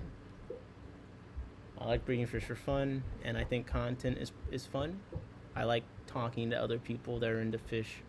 This seems to be the easiest way to do that. So that's what I like doing. I don't think I'd like running a fish store. I think that sounds terrible. That sounds truly horrible. But when you breed fish, if you're successful, you have excess. So I got inmytanks.com. Maybe one day I'll put fish on there. What was I was just thinking. Oh, the tank I just put the galars is the 20-gallon up high. I think I actually want to change the water on it. What camera do I have? And speaking of which, let me go back to me being smaller and running some. And again, this is footage mostly I took today. I didn't like go through it or anything. It's just raw footage. Me holding some of it's a lot of it's handheld. Just shaky footage. So please. And again, I had a mental block with the camera for a while, so I'm warming up with my manual focusing. What type of camera I have? So I have a Canon EOS R6 Mark II. I'm happy to talk about camera stuff if people have questions about that. I kind of work in the commercial filming industry for a while, kind of on a freelance basis in different roles. But this is a Canon EOS R6 Mark II. And then the lens is a 100 millimeter. They're a 100 millimeter 2.8 L lens, and it's a macro lens. So that basically means you can get a little bit closer to things. And luckily with photos and stuff, like you've seen as we're going through footage, like the resolution's high enough that, like some people asking me why I haven't bought a microscope yet. Well, one, I kind of like other people being the smart people with the microscope, and I can't support the workflow of like slides and stuff right now. But two, my camera, like I had the macro lens and it's high enough resolution like most of the time. Like, look at this. I mean, this is just, it's badly lit, it's noisy, but it's still enough that we can zoom in and see what we need to see. You know what I mean? So with photo stuff and video stuff, it's all about knowing exactly what you need the camera to do. So I knew I needed a camera that could perform reasonably well in low light. I needed a lens that could let in a lot of light, and I needed a lens that could focus on things up close. This is the Epiplatys rolofi, even in the shadow. Bright orange, man. But yeah, if you have any questions about cameras and stuff, I'm happy to give my opinion on that. But honestly, iPhones are pretty good. I use my iPhone for a lot. The macro lens on the iPhone is kind of horrible, but under the perfect conditions, it actually does look pretty good. You just need decent lighting and don't zoom it in at all. The moment you zoom in the macro lens, which is the 0.5 millimeter, the quality is horrendous. Wow, that's a great camera, and that's coming from a 1DX center. Oh, look at that, a 1DX. I mean, hey, a 7D or 6D, the older Canon cameras will still work. What I tell everyone is what you'll see if you look up camera stuff, which is spend all your money on the lens. That's not something I really appreciated until I had to buy a $1,000 lens to take pictures of fish. The lens is really what you want to focus on. And then the camera, there's a lot of cheaper camera bodies that can do really nice stuff, like even some of the cheaper Canon ones, you know, like the R10s and what is the R7 is the APS-C, which would be good for macro lenses because it's more zoomed in. It's the lens that you're going to want to budget for, because depending on what you want to do, like you could get a macro lens for $300 to $500 if it's older and if it doesn't have autofocus, probably. There's lots of really nice ones. I mean, I do manual focus most of the time, but 100 millimeter happens to be a decent length for portraiture and other stuff. I actually really like filming with it, so I wanted it to have autofocus, and I wanted it to have stabilization. So lens has a few stops of stabilization. The camera body has a few stops of stabilization, because when you're up close, my hands are very shaky, and the closer you get, the more that's obvious. So, you know, stabilization in the lens and in the camera body, I think, is important for filming fish. Or you just get a tripod, but that does limit kind of the shots you can get. Or like how just a few seconds ago I saw a juvenile Scarlet badis. I picked up the camera. I got viewable footage of it. It would be a lot harder if my camera body and lens didn't have stabilization in it. And with the tripod, oh my god, that's a whole nother thing. I mean, if you want to do tripod stuff, then I'd invest in a good tripod too, because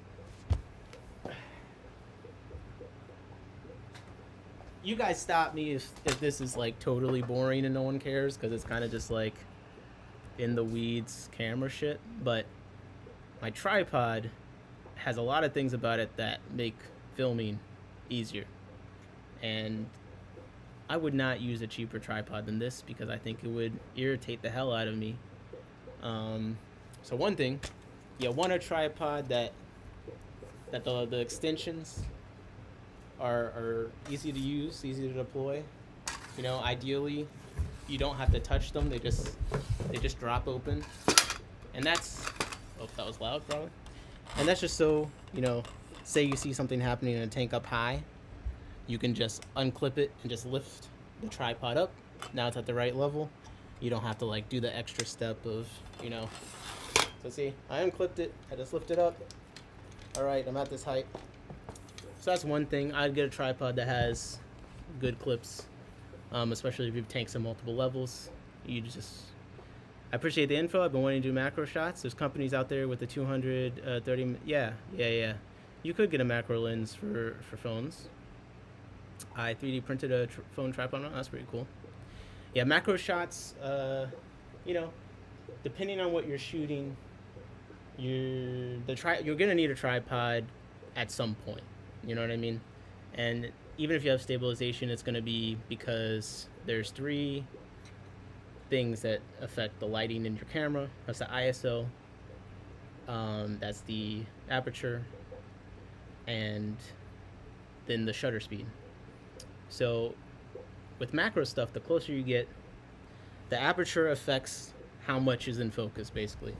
So that's what is the number after a lot of lenses. Like if it's like 100 millimeter 2.8, that's telling you how low the aperture can go.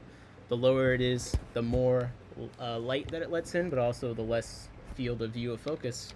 When you get really close up to something, that limited field of view of focus is a problem. You want to turn that aperture up, but that darkens the image a lot. So you're gonna need a camera that can either do a high ISO without a lot of noise, which is the grain, or you're gonna need to turn the shutter speed down a lot. But if you turn the shutter speed down, then a little bit of movement is gonna make the photo not sharp. It's gonna be blurry, and that's where you could need a tripod for macro stuff. So yeah, if you're moving a tripod around, you want it to be easy to adjust the height. Then another thing about height adjustment is something that would be on more expensive tripods. But say that you're trying to get super low, which people that have tanks at different levels might need to get lower. Okay, and I just didn't unclip this, but okay. Bring it down low. So this is as low as it gets, right? Now you can get tripods that have adjustable width. So basically you loosen these. Now you can spread it. You can spread it pretty wide. And now the tripod is pretty low. And that would be like right even with those. And I would say those are the 2 features that for me would be a must-have with a tripod, besides a nice head. Because if you didn't know, a nicer tripods, the legs, and the actual thing you put the camera on come separately. So if you want to be able to do smooth, like panning shots, then you need a fluid head. So it kind of does a smooth, you know, up and down. You can loosen this and then have it so it just smoothly, you can do all sorts of stuff. A little extra thing that mine has is I can actually adjust another thing with height with this crank. So I can get it extra tall And this is useful because say that I'm filming that tank and I don't want to take the time to adjust the legs. You know, it could be that I just need a little bit of extra height to get the shot that I need. I crank this up and we're good to go. So those are some things that are really helpful. I hate my tripod. It benefits the YouTube portion of the hobby as a whole. Keep giving camera advice for as long as you're up for it. Just tell me what you guys want to know. I'm almost done with what I have to say really about the tripod stuff. Easy adjustments, what I need. Yeah, so I just say make it as easy as possible, because one of the reasons why I haven't been filming is because like I was building stuff. It was a mess. It was hard for me to film. Stuff like this does make a big difference. If you know you can put the camera on here and immediately get it to a height that's good, then that's going to help. Another reason why adjusting the height like this is going to be useful is that with the tanks, unless it's like a lower iron tank, when you point the camera downwards through the glass or too much to the left, it gets distorted. It gets distortion. So say you're filming a fish and it was down low and you have it straight on, the camera's level with it so it look good, then the fish goes up here. Well, if you tilt the camera up there, it might be very distorted. It might look horrendous. So, as opposed to having to, well, either one, you want it to be easy to adjust the legs of the tripod to go up. And there's different levels of fanciness how easy that is. But for me, what's been nice is I just have a crank. So, if I need it to be a little higher so it's not distorted, I can just crank it. But that's not necessarily something I think everyone needs. It's just something I found to be very helpful with filming fish stuff. So, yeah, that's basically tripods on a fish stream, in case you're ever interested on my opinions on that. But now I'm going to put this in a way that doesn't take up a ton of space. But it's nice when things are easy. When things are easy, you actually do them. And when they're hard, nothing gets done. So I try to make things as easy as possible, because I'm pretty lazy. All right. Any other questions about camera stuff at all, or I feel like that was pretty good. There's a lot of interest in photography. I will say that like modern phones are pretty good. Modern phones are pretty good. I don't think everyone needs a camera really. Even some cameras, like I said, now have macro lenses that are pretty decent. You can get some good shots. I've used some before. With that, I would just say then it's going to be all about, reflections in the room that are bouncing from the room onto the tank and back into your camera and giving that glare. So, people don't realize how much light bounces. I actually have an issue in my room because my floor reflects too much light. Okay? Believe it or not, that shit is a problem. Like, it causes me to have to position differently. My floor reflects too much light. I was watching a Keeping Fish Simple video, and he mentioned his floor was like white or something. It's like a thing. So I would say a phone is totally fine. It just means that you're gonna have to do other things. Like for me, I only use my tank lights because my camera can do low light filming with reasonable quality. With some phones, they look nice, but once you get into like less lighting, where the lighting's not as ideal, there's a problem. So you might have to actually do some additional lighting when you're filming with your phone. So another thing with filming with the phones, basically anytime you zoom with a phone, the reason they have 3 cameras is basically you got a telephoto, so like one that's longer, you got a kind of like the mid-range one and the close one on all the cameras. But all of them you can zoom with. The moment you zoom past the base, whatever it is, the quality starts evaporating. So if you're trying to film and actually have something look really nice with your phone, try to avoid zooming at all. Honestly, it depends on the camera. Some phone cameras are better, but try to avoid zooming at all. And then with lighting, it's gonna get noisy with bad lighting on a lot of phone cameras. So if you want it to look really nice, you can. It's just that you're gonna have to make sure your room's not reflecting too much light onto the front of the tank where you gain that glare. You can also put your phone right to the glass. That'll solve that problem, but obviously it's limiting on the angles. It's hard. You can't really move your phone when it's up against glass. Putting a black sheet behind you would help, or even on the sides. And there you go. That's all I really had to say about that. Unless you guys have any other questions. Now, I was doing a water change. Let me start the water change. Give me 1 second.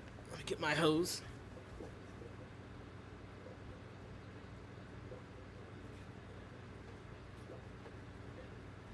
The nice thing about the tall tanks is at least they drain quickly.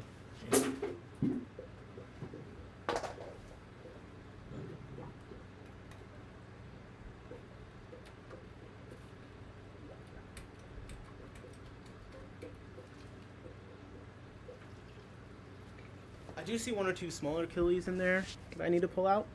And one, I didn't know what it was, but I went to Aaron's fish room today. And he was like, I saw a killifish, a female killifish. I was like, what one is that? And he was like, oh, that's a Northo. And he'd given me eggs a while ago that were all belly sliders and didn't work out. But now I'm thinking maybe some actually made it. Because it doesn't look like any of the other female killifish that I breed. Also, phone cameras are often dirty. There's no amount. Ah, yes. Very good point. Phone cameras are a lot more, the lenses are a lot more likely to be dirty than with a normal camera. So definitely if there's some glaring or extra smudgy or blurriness you can't figure out, yeah, wipe the lens. That's a very good point, couple of fish. I just got a tripod and changed the game for my vids, no more shaky cam. Yeah, tripod shots, like there's a pretty big difference. I like mixing it up. Some tripods, like what's playing right now is a handheld shot, but again, the camera and the lens have stabilization, so it's a little bit more usable. And I'm even manual focusing right on the lens, so it's not ideal, but it looks totally fine, at least to me. I'm actually not a snob about camera stuff at all. I'm like, hey, I can see what's happening, perfect, good enough. But if it didn't have stabilization, this would probably look, you wouldn't be able to see anything. Fishery is still on the gay fish topic. Hey, that's so funny because like literally you brought that up and I was like, well, my answer is XYZ, and that's as much time as I'm willing to give to that thought experiment. Like, yeah, probably. There's probably some gay fish, bro. There's some checkerboard cichlids in a local fish store near me right now that changed their sex. I can't imagine talking for 40 minutes about if fish can be gay though. I'm sorry. Tripods are crazy expensive. Yeah, so I got my tripod for pretty cheap. If I were to buy it, it would have been $500-ish. Tripods are very expensive. And then, like I said, the tripod is important, like the features of it, the legs and stuff like that. But then the head is also very important with how smooth you can pan left to right, up and down. Some let you go vertical if that's important to you. I personally think it's not worth it. But yeah, the head is a totally separate piece to the legs, if you didn't know, for the fancier tripod heads. Yeah, I'm not ready for that side of fish breeding yet. You don't wanna, bro. You're not ready to breed the homosexual fish, bro. Come on. Can someone get the bigots out of my comment section? That's the nice thing about like when you start keeping fish and animals and stuff, like all that stuff that we argue about with. It just seems so dumb. Like when you see what animals are doing in nature, bro, it's like, bro, whatever's anything you can call anything's natural, bro. Things do what they do. Jesse said, "What in the world?" See, that's why you got me bringing it up again. Jessica, it wasn't me. It wasn't me. Apparently, someone has been talking about gay fish for 40 minutes somewhere else. They're just keeping me updated on the buzzing topics in the live fish community. It's okay, the old guys will breed the rainbow fish. I got plenty of rainbow fish. Like I said, my male killifish, they'll try and mate with anything that looks like a female. And the pike cichlid, you thought it would be able to stand up for itself, but nope. The tube makes me worried for floods. Nah. It's filling it up that's the problem.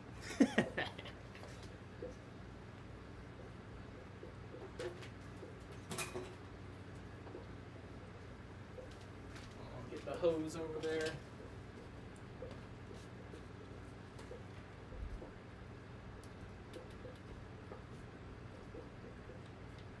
You know, if I was just like 2 inches taller, it would be so life-changing, bro. There's so many times in my life where like I've been too short by like an inch or two.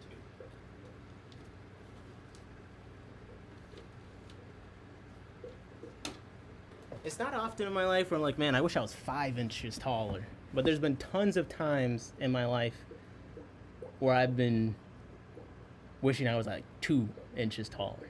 You know, at least average male height would be nice. You know, 5'10".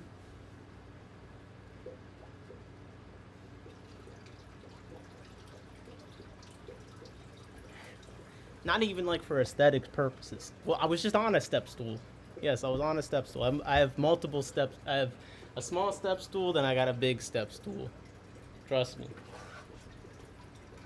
But you know, it's not even like, oh, I wish I was taller, because taller people do better in almost every single metric in life. More likely to be CEOs. We've almost only had like 6 foot over presidents. It's like a real thing. Being tall gives you a big advantage in life. No, I'm just talking about reaching stuff. That's all I'm worried about. Go to chlorinator.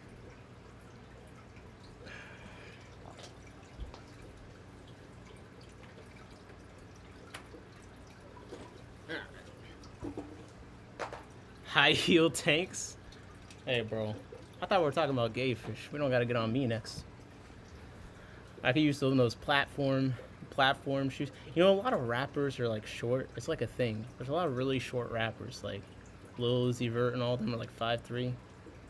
A lot of people use those platform shoes, man. With the hidden lifts.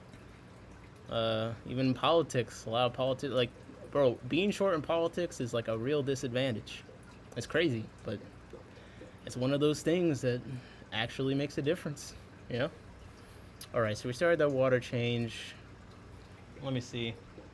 We've gone over a lot of the breeding stuff. I could try and get some more shots of different things and pull them up if you want to see them. Let me see if there's anything obvious right here.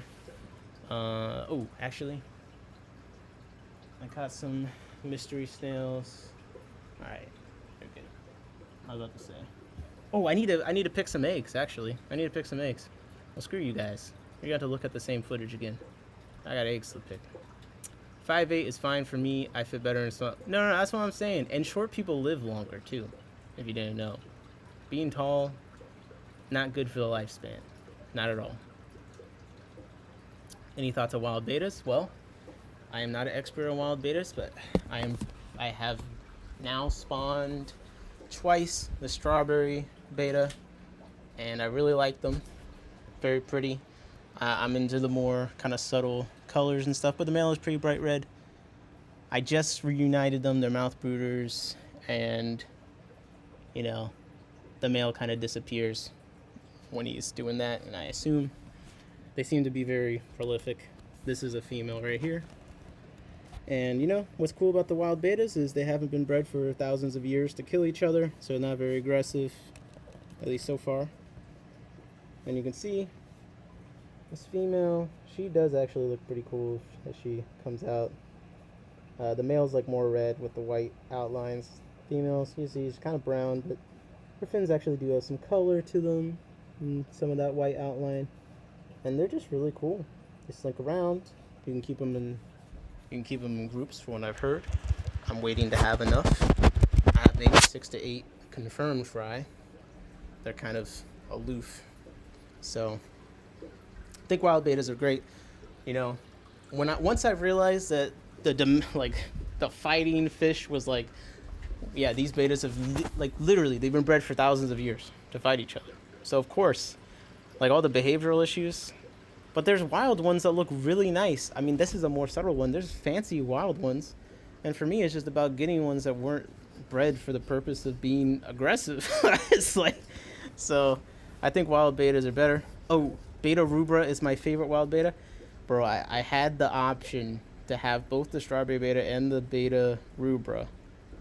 But I felt the person had bid on them for me. They got the beta rubra, so we're gonna do a fry swap. But I did think the beta rubra looked cooler. I'm not gonna lie. So you might be onto something, but I haven't caught it yet. But beta fish never interested me really. And then I saw the wild beta, and it's not just that the behavioral's better. I like the look. I don't really like super brightly colored fish. I like things that you gotta have to like appreciate, you know. So I think the rosy loaches are like a great example of that. It's like they're small, they don't have a ton of color, but man, there's something about them. They're just very nice. In fact, my tank's almost filled up. Don't let me forget about that.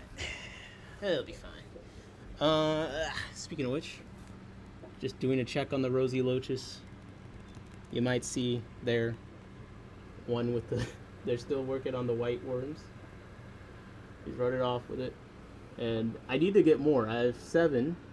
So I had 8, but then I found out one was a hovering loach, which is another small loach. Someone in the chat the other day helped me identify that. Thank you very much. Featherfin Films. He's got like an hour-long video on common pleco, and another one I was getting through on Siamese algae eaters. He seems like he's really passionate about the topic. The videos are great. It's exactly the kind of content I like, honestly. That's why I like Fishtree. Just deep dives on stuff. But anyways, I need to get more. I got 7 in here, and right now they're eating white worms, but they really like being in the grass. They swim around together, they hover, they're cute. So rosy loaches, definitely recommend. Hoping it's the second loach that I breed. That tank's about to be full. Run! I got my hose here. I don't know why I needed that sound effect. Yo, this is a breeding thing that kind of annoyed. I was breeding tons of Corydorus aeneas, and then they just kind of, they're taking their time. I need it to rain again. Every time it rains. It's probably because I got the checkerboards in there. They're kicking everything up. I need to put a black background on here. But I got a nice colony of the aeneas. I didn't realize they could get so shiny and green. There's actually like 20 in there, but wait, they're coming back around.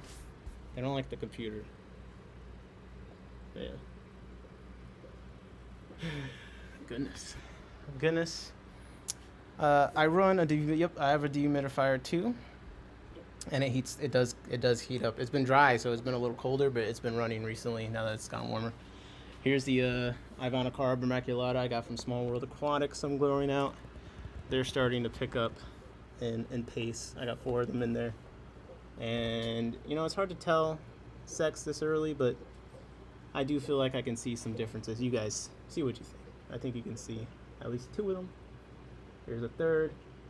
And I'm excited because they're supposed to be like the zebra acara, but less aggressive. We'll see. I just like how they look as a cool fish. There's a different Procatopus species I have them in with. I don't have a female for, unfortunately. I got them in an auction, just bad luck. So they're in isolation.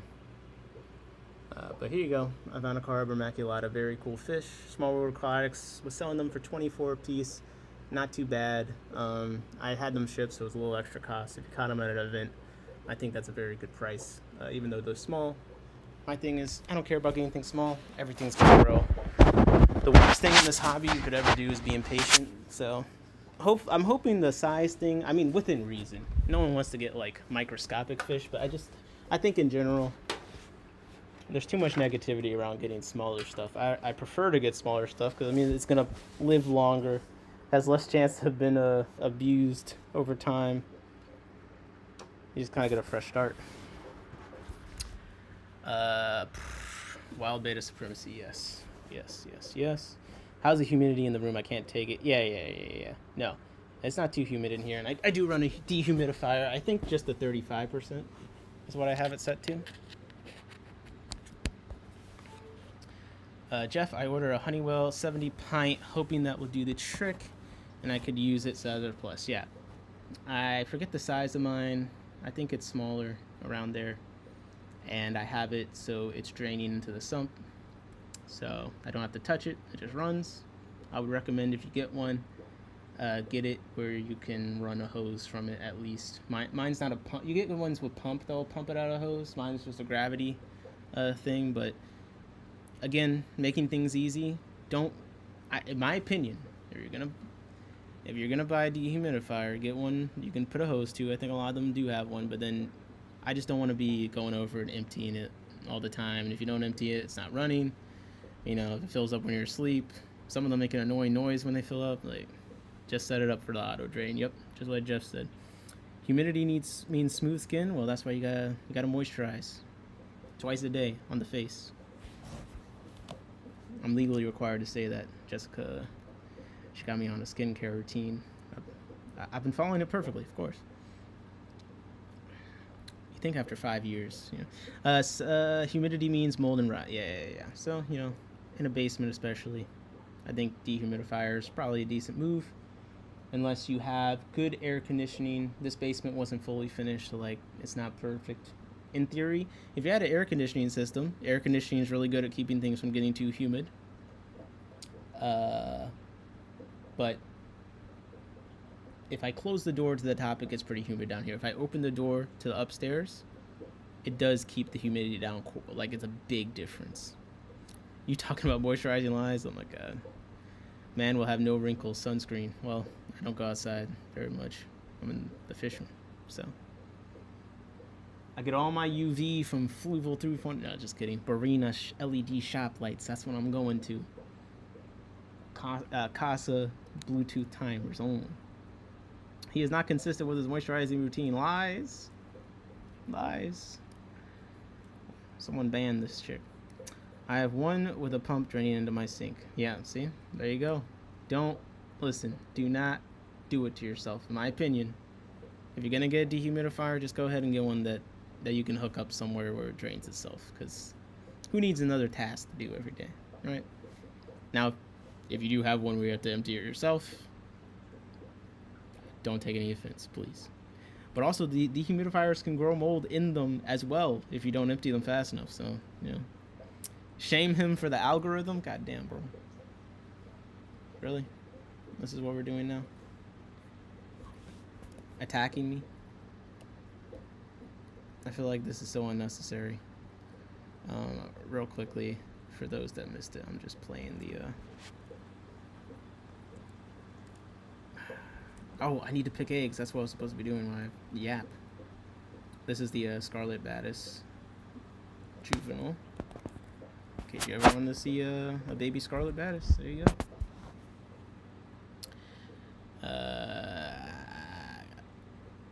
Agreed. Got him, Jesse. Jeff, shut up. SC realness. Wait, what did SC? Oh, with the pump in there. Okay. I like to do shit backwards. I wait for black mold and scramble, learning the hard way. I am exactly the same way. I'm exactly the same way. So I definitely, like, bro, some people just have to absolutely fuck up to learn. I'm one of those people. So many times I've had the information I needed to avoid, but I just have to mess up for myself to learn for a lot of things for some reason. Hey, you just gotta know how you are. Work within the limits. Work within. That's kind of what my philosophy has been recently. I'm like, okay, let me just accept who I am and try and work with what I got. You know what I mean? Yeah, like falling into quicksand and losing my phone. That is a perfect example of how I just kind of do things. When you be NPCing, bro.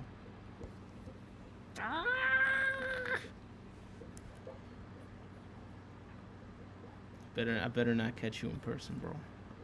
Whoever started this NPC thing, you're gonna have to catch a fade. You're gonna have to catch a real fade, bro. No cameras either. Not for clout. Not for social media. I gotta catch a fade. Whoever started this NPC Nick thing, I can't stand for it. I didn't even start it, bro. You gotta catch play. By the time I see you, you'll have to catch fades for other things. All happy you didn't expire. Yeah, the sand didn't get me this time. Do I hear water running? No. It's probably just a loud filter. I need to dial in the amount of air, but like every time I do that, it's a whole process. I need to put my air pump back in a loop. That's part of the problem. But right, I'm supposed to be looking at eggs while I talk. Give me 1 second.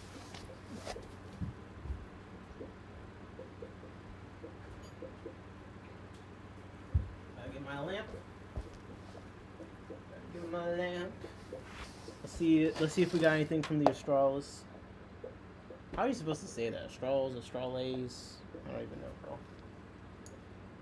I guess you just kind of you can say things however you want, right? What's the problem? 1 second.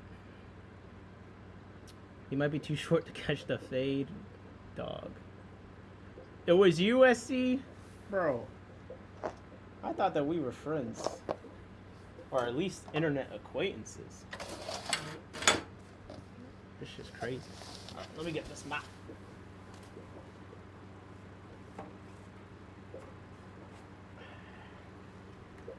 You know, I was having a problem with mops until someone told me you're supposed to squeeze them out first. That's probably like common sense, but for some reason I wasn't doing that for a long time. It does make things a lot easier. I do hate mops still, though. I hate them. Ugh. I pulled the top mop for these straws. My vision is not great. I need a light. I need extra lighting.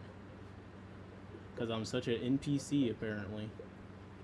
So I'm not expecting to find anything in this top mop because I only see them pretending like they're going to spawn in the bottom.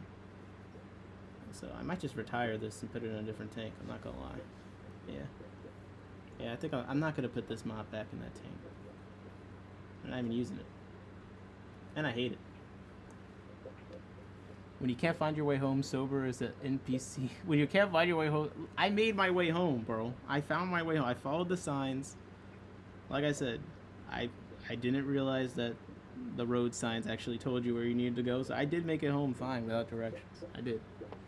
Press cap lock and the objective will be highlighted. What does that mean? Where's that from? Speaking in code? I don't like that U and SC are green, Jeff. That seems like a bad thing to me. Let me get the bottom up. Cross your fingers. Give us some eggs, bro, please. I did wait a while to pull them, so they could have been eaten by now. My hopes aren't super high, but like I'm hoping we get at least one.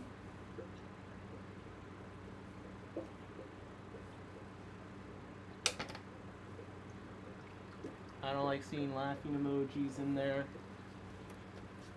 I don't like anything I'm seeing. Alright. Don't you guys ever talk about fish? I mean, seriously. Yeah. It's not looking good. It's not looking good. I think I waited too long for these. Oh, wait. Wait. We got at least one egg. We got at least one Aphsimian Australia egg. What's a fish? Yeah, you would not know what a fish is. One egg. See it right there? Actually, you guys can see it. It's right. There's a piece of sand and then there's an egg. Real ones will know. Working with a laptop camera, it's not ideal. I guess I could just pick it up on my finger and show you guys. We got at least one egg. And that was my bare minimum. There you go. Aphsimian Australia egg.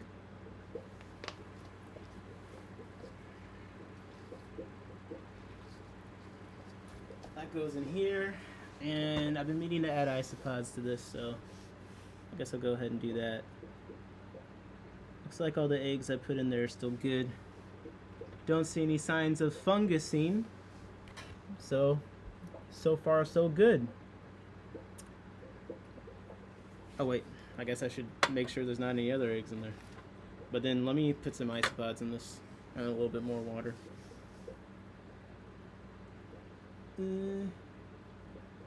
But I think I waited too long to pull the mop. If I wait too long, the eggs get eaten or they magically disappear. But, you know, if my fish laid... The killifish, some of them, they just kind of lay eggs all day. So some fish is like, oh yeah, they lay eggs every morning. Oh, number 2. Number 2. Best wishes for your success. Thank you, thank you. Hey, like I said, these Australs are a little old, so I was warned that a lot of the eggs may be bad, but so far, some eggs do look questionable, but... we got 3! Number 3! Okay. We got 3. That's going in the container. That is now known as Peach Fuzz Youngster. Gotta keep up with the times. Bro. You know how old you say? How old you sound saying youngster? Oh, bro. You pull out Merriam-Webster for that? Sound like you already got a cane. I'm gonna see you at the fish event with a walker, the tennis balls on the bottom fresh. Check out my new wheels, sonny. Yeah, they're Wilsons. Sorry.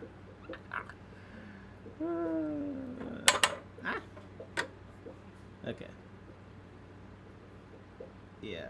I think they laid some eggs and then I took too long. It took too long. That's the problem. Alright. I don't really like spending too much time picking eggs. Like, I take whatever I find, obviously. But let's add some isopods to this. I'm definitely old enough to be your dad, younglings. Yeah, bro, I can tell.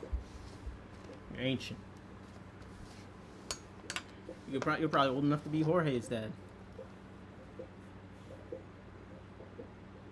I know what you're thinking. You just had a cup with isopods in it? Yes. I had a cup with isopods in it already.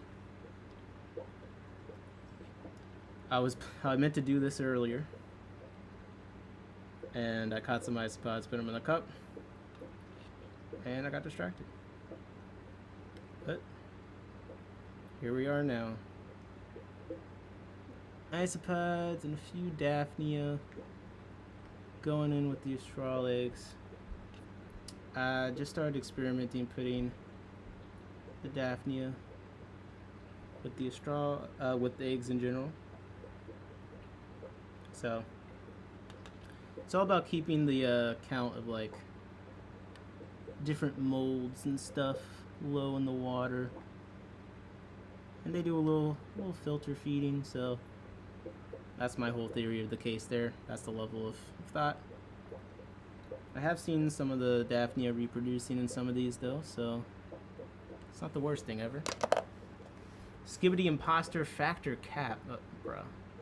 No cap, Sigma, dog water, toilet. I'm young and hip, bro. On the dead homies. I'm gonna slap this shit out. On the dead homies. Hey, bro. Hey, bro, you're not even really like that for real. You just looked up Gen Z vocabulary. We all know you're probably 80. Get out of my chat.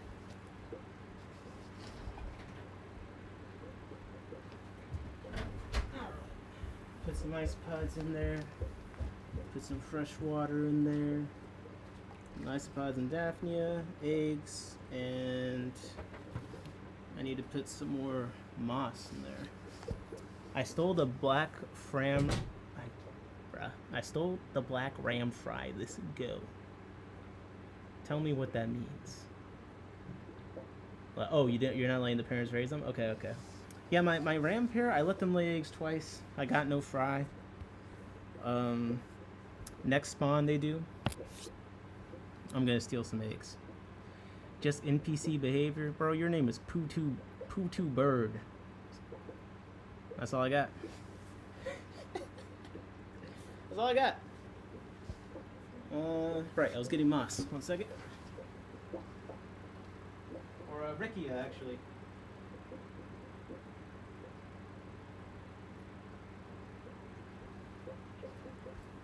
Okay, that's in there. Next mop. Again, I'm doing this a little late. A little later than I'd like. I'm gonna pull the Gardener Eye Gold mop. Living the fish thug life forever, bro. How many felonies do you even have? How many hats?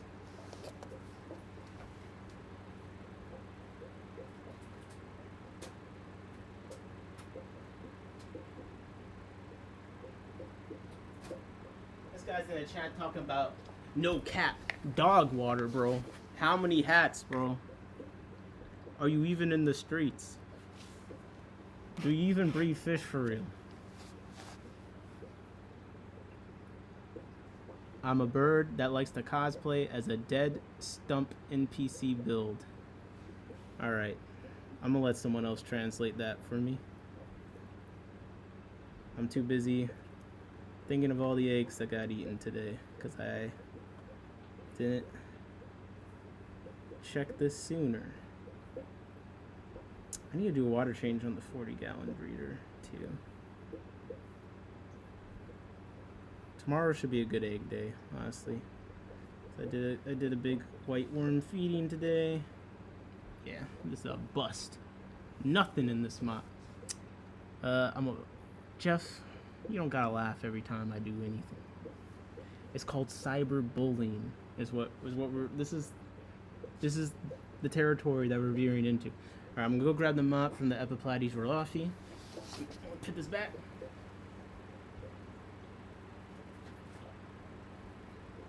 Now,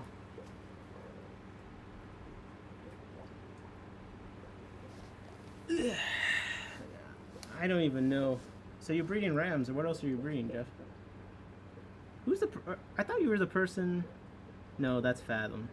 He's the one that breeds the Berkshires, right?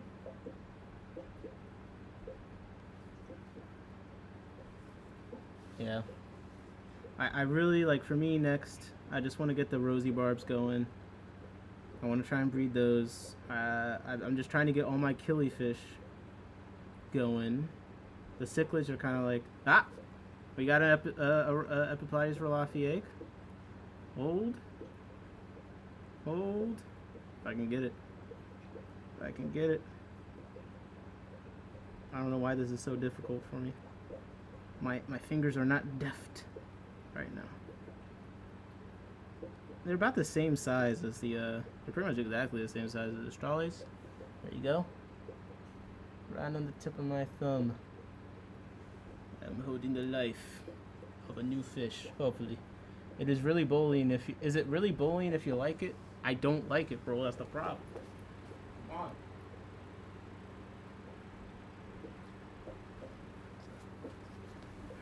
I really hate it on the dead homies. Alright, that's egg one. Let me put this. Oh, this is just water. Like I was gonna say, I don't want to confuse my eggs. We're good. We're actually good. Okay, we got any more eggs in here? And then I need to check the status of the eggs that are already in there. See what we got going on. Yeah, I think I got 3 2.5s from Aaron, so I'm gonna adjust some things, move some fish around so I can get the Epiplatys in their own tanks rather than their community tank with too many options on where to lay eggs. So they lay some eggs in the mop, but I know they're laying them like all over the damn place. So that's part of the problem. But I like keeping fish as I'm breeding them the way I would keep them, because I just think breeding tanks are kind of lame. So I'm trying to stay within that, but it's always a balance. And we got another egg. Number 2. Right there. Epiplatys Rolofi. I got them from Chris Diaz. If you're really into killifish, you might know him. He's one of the best people I've met in the hobby. He's really nice. Really nice. And he has like enough space where he could fit a ton of like he could have a fish room. I mean, he has a fish room, but like even in the room that the fish tanks are in, he's not using the whole space. Like he could really go crazy, but he just has a very kind of restrained. Although I didn't see his outside setup. Maybe he has like 20 ponds. But I like seeing like, okay, some people have the self-control not to be a total degenerate. I can respect that.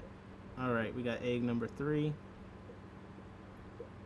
In an ideal world, I just have so many mops that I would just take the mop out and put it in a tank. That's what I'll do in the future. But for now, it's kind of fun picking eggs, so that's 3. I'm not even responding to you, Jeff. I will not even respond. Okay, I'll stop. Thank you for using your words to let us know. Fathom McFarty Pants breeds the swimming sausages. Alright. My kid got me sick, so I'm a bit delirious from the fever.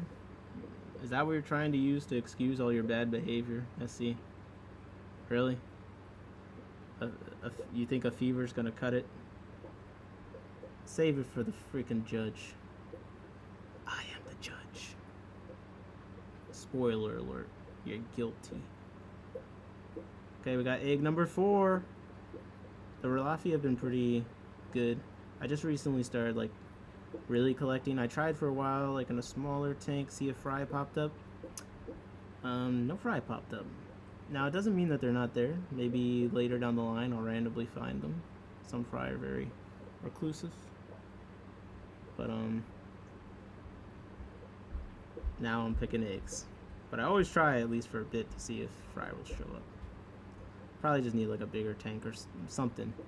Usually there's something you can change. Well, not, let me not say usually, because it's not like I have that much experience. But so far, if I've really been working on a fish, and my goal is to get it to where fry are showing up, the ones that I focused on, I've been able to make that happen.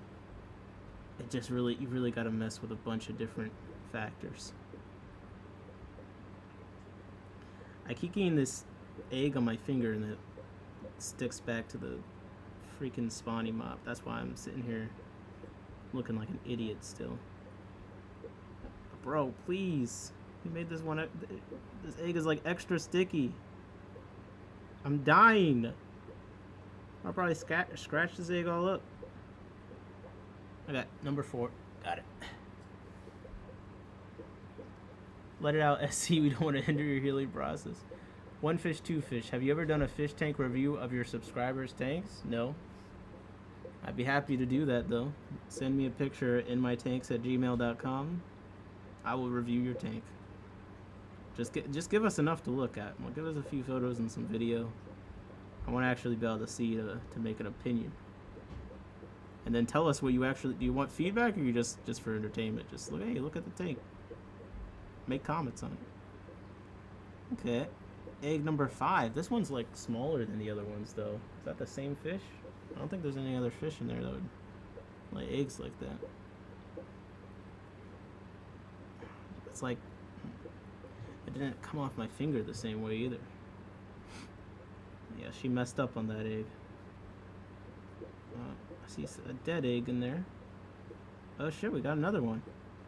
This one's also smaller. Okay, this is weird. I don't think there's any other fish that would lay eggs like this, but maybe. It's like half the size of the other ones. Which of your fish care for eggs until they hatch? All the cribs, the rams, in theory the pike cichlids, but I haven't spawned them or anything. Yeah, the wild betas, they're mouth breeders. They seem like good parents. Might just be a dud. The older parents were with the Astrals. This is the Epiplades. So these should be younger fish. The wild betas, yeah, they didn't seem to eat the fry too much. The Procatopus don't really seem to eat the fry too much. Scarlet badis, they don't seem to. I mean, I don't have a big sample size, but the male does fan the eggs and guard the spawning site. So I'd say that qualifies as being a decent parent in the fish world. The sparkling gourami, they don't really seem to eat the fry very much, and the males guard the bubble nests pretty intensely. I haven't spawned them yet, but the licorice gourami, also, they're cave spawners, also same deal. What else? The badis, they didn't seem to eat too many other fry because I got some by accident, and they do lay in a cave and guard the cave.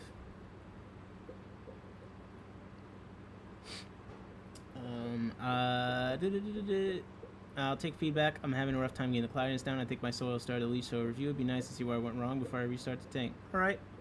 Yeah, send something to inmytanks@gmail.com, and we will all try and help you troubleshoot. Maybe if some of these people can stop yapping in the chat and use their brains for 2 seconds, if you get lucky. One fish, two fish. That's a great name. It makes me want to just start going like, one fish, two fish, blue fish, new fish. Is there a lawsuit fish? Sue fish? I don't know where else to go from there. Yeah, let's start litigating. One fish, two fish, blue fish, Sue fish. Fish is a bad performer. Boo fish. Fish taking over the government. Coup fish. Fish collecting like water on grass in the morning. Dew fish. A fish that looks like poo fish. Yo, that fish, that's my dog. He's on my team. He's a crew fish. All right. Testing the water to tell you if the ammonia is being leached. Other than that, I'm not sure. If it's white cloudiness, it's more likely just an infusoria bloom, which will go away on its own in less than 2 months. How long has it been? That's a good question. I've been working with rams, angels, apisto. Ooh, what apistos? Chores, orbs, CPDs, very nice. Rainbow, pseudomcgill, very nice. I only have pseudomcgill luminatus. I just got my first fry from them, so I'm trying to join pseudomcgill game. I'll take a break picking eggs if we're gonna review a tank. Black moors, plecos, white clouds. White clouds are supposed to be easy, but when I had them, it did not come easily to me. I don't know what I did wrong.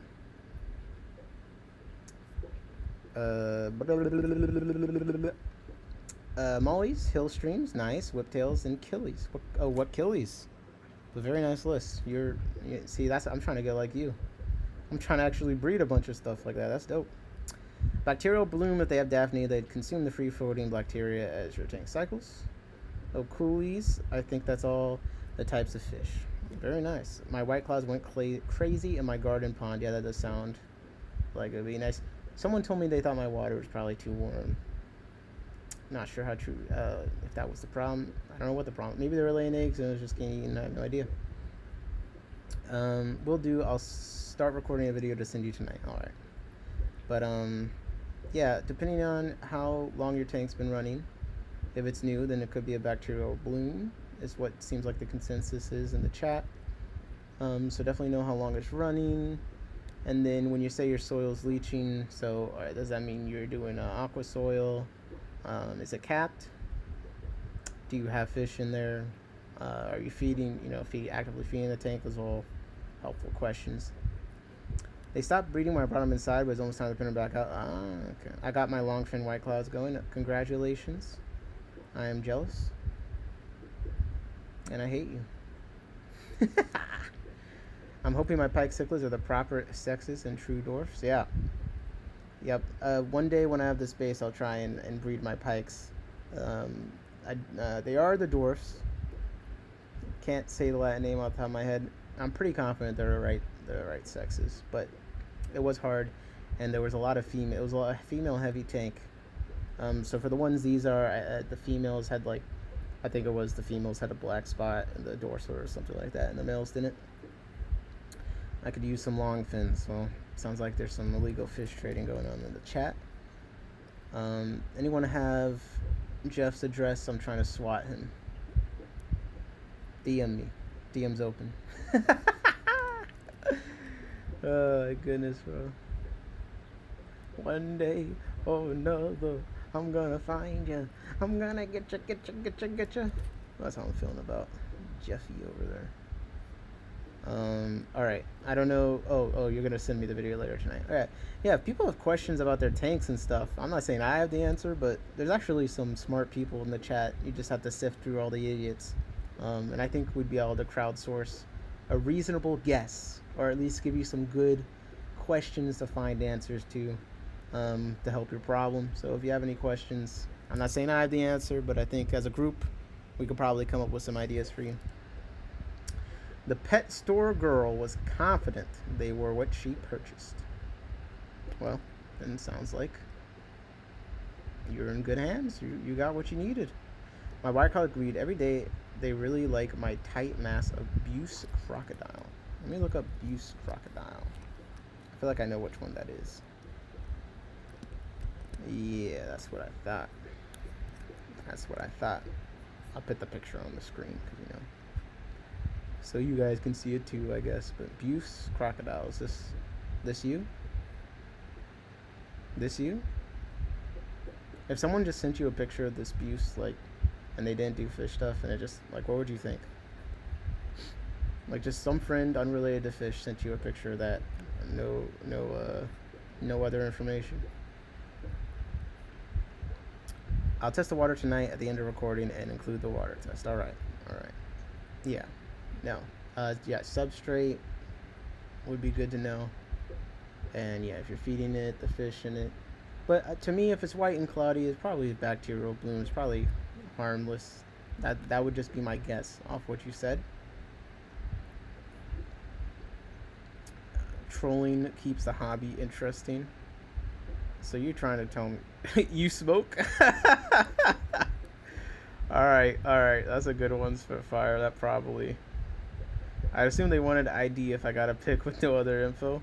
That makes me think that you know a lot about fish stuff, because I definitely have one or two friends. I usually at least include a text like, what's this? But I do have one or two friends where if I sent them something with no additional context, they'd probably be like, assuming I wanted an ID and give me the answer. Especially if it was a plant. I don't know anything about plants. So if you have a question about plants, I'll be leaning on the plant nerds in the chat, because I'm not the one. If it lives, it lives. If it looks nice, I put it in. And if it lives, then it lives.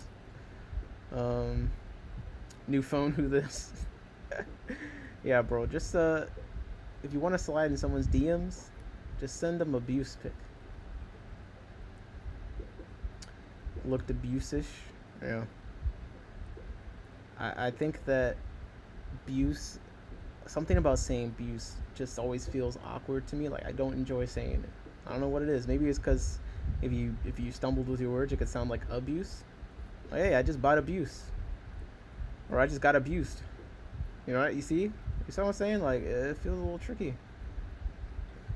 I prefer Crips. Now, I wouldn't say that in LA.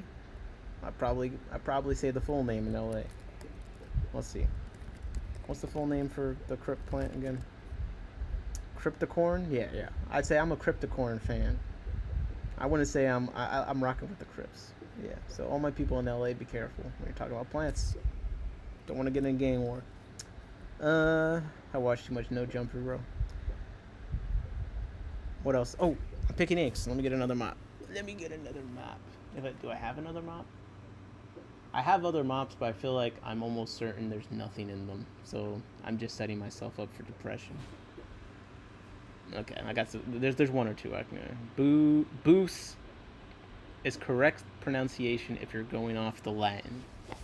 So I gotta go off a dead language to be correct. 1 second, I'm grabbing my Busey. Busey. Now it sounds like you're dating the Buse. Like now it's just getting a little bit weird. That's too domestic.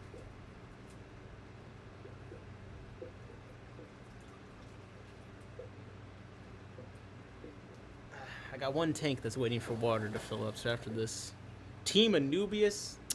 Anubius is grows too slow, man. Let's be honest. It's too slow. I feel like the Crips, at least I noticed them growing pretty regularly. The Anubius, I do notice, but like it's after it's grown a significant amount. It's not like I noticed it like it's like every 3 months. I'm like, oh, you know what? That is a lot bigger than it used to be. Yep, nothing but disappointment in here. Oh, wait. Got an egg. What the hell? What laid this? Legitimately. Oh, you know what? I know what this is. It's a rice fish egg. forgot there's rice fish in that tank. Do I even have a container for this? Alright. This is from my long fin orange sparkle breeding project. Alright. I always thought it was Buke. You thought Buse was Buke? I guess I could see how you could get there. Any opinions with the chat about starting a tube effects worm tank? I hear they can even survive with low oxygen levels. I don't really know much about tube effects worms. I know that people that work in like sewage plants can collect them, and they're usually some of the people selling them at swaps. And I do know the cleanliness is a concern, so I guess it would be nice to raise them yourself, because in theory you could make sure they're like not disgusting. I mean, if you have the space and the tank, why not? Yeah, do it. I'm with Jeff. Yeah, do it. Why not? All right, we got our second rice fish egg. I wasn't even really worried about collecting eggs from these guys, honestly. I didn't even think about it.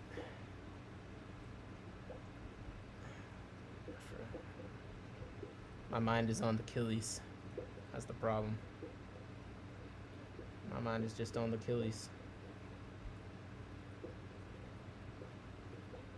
Yeah, I gotta get rid of the duckweed in that tank, bro. It's making picking through the mop insufferable. Like, I'm getting angry. Yeah. I'm done. I'm done with this. I hate how it feels. Thanks, guys. I'm gonna go record now. Good night. Hey, 1 fish, 2 fish, blue fish, new fish, crew fish, do fish, poo fish, 2 fish. Without further ado, fish, have a good night. Thanks for stopping by, and good luck with the tank. We'll definitely take a look at it. Gary, bro, what are we even saying anymore? I just was trying to talk about plants. It's just captured your naming imagination. We all should be more tired at this point, shouldn't we? I mean, it's got to be getting late even for you West Coast people. Ah! Wow, interesting. A lot of the rice fish eggs are like at the bottom of this mop. That's weird. They're usually at the top for me. It's an actor? Okay, I'm terrible with names. I don't know any actor names. 2 rice fish eggs. Boom. Yeah, Jeff. Well, look at Jeff knowing something. Wait, you Googled, bro? Thanks for the camera info. Hey, anytime. If you ever have any questions about camera stuff, my limited knowledge I am willing to share for sure. It really is. It's like a balance. Just know exactly what you needed to do. Get that. If you know you want to do something with a camera in the future, it is a buy once, cry once situation. Like I would just buy exactly what you're gonna do later.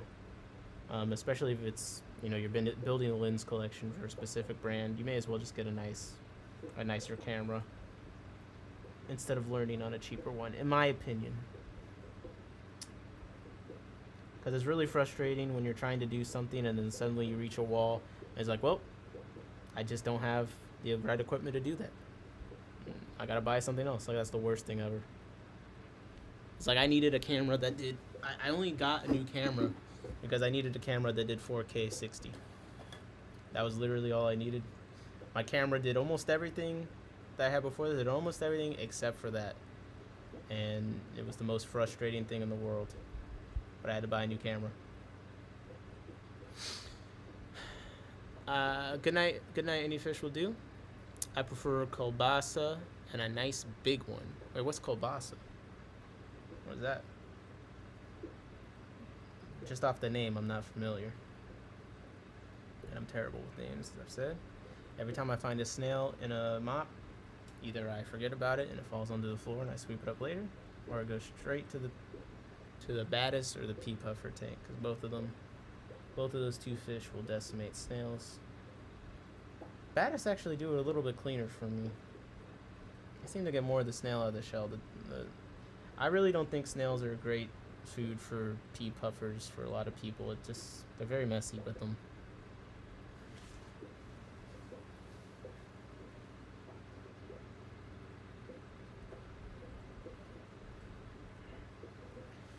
All right. Do I have any other mops that I want to hit that aren't going to be too depressing? Oh, wait, I just forgot.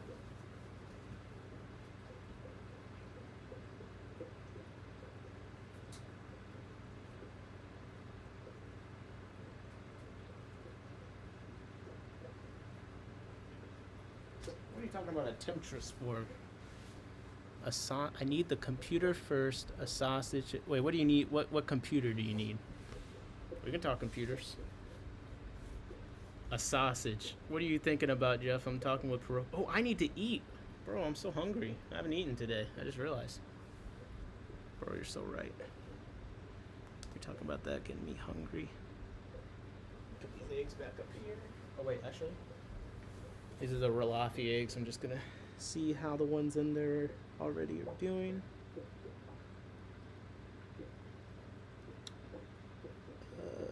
Okay. I see some eyes on that one, I think. I see a lot of baby Daphnia.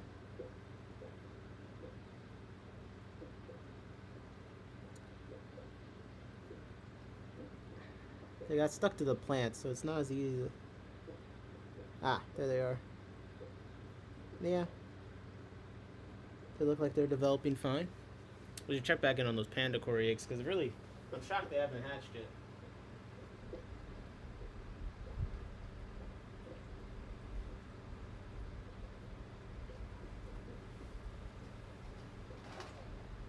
Yeah.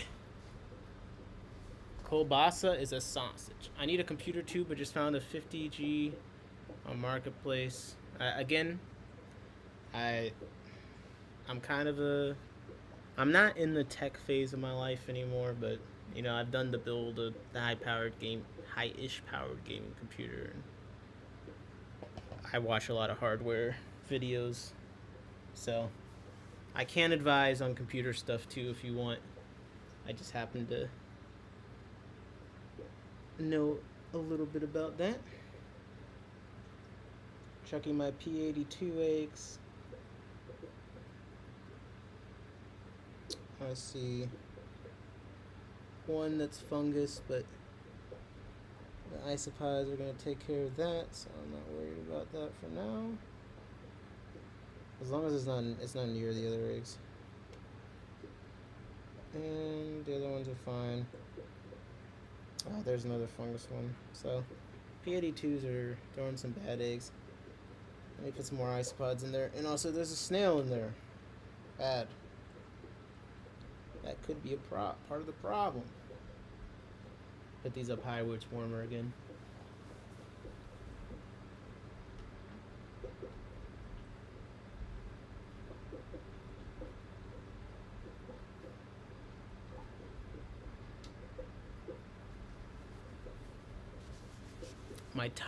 My laptop is from 2000s, bro. Yeah, that is absolutely useless.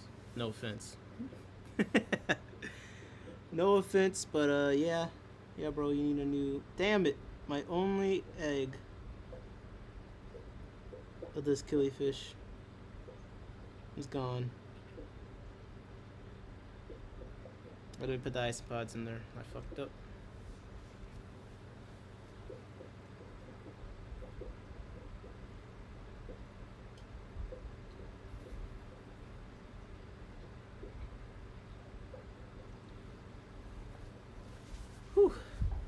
Your phone is better than the laptop.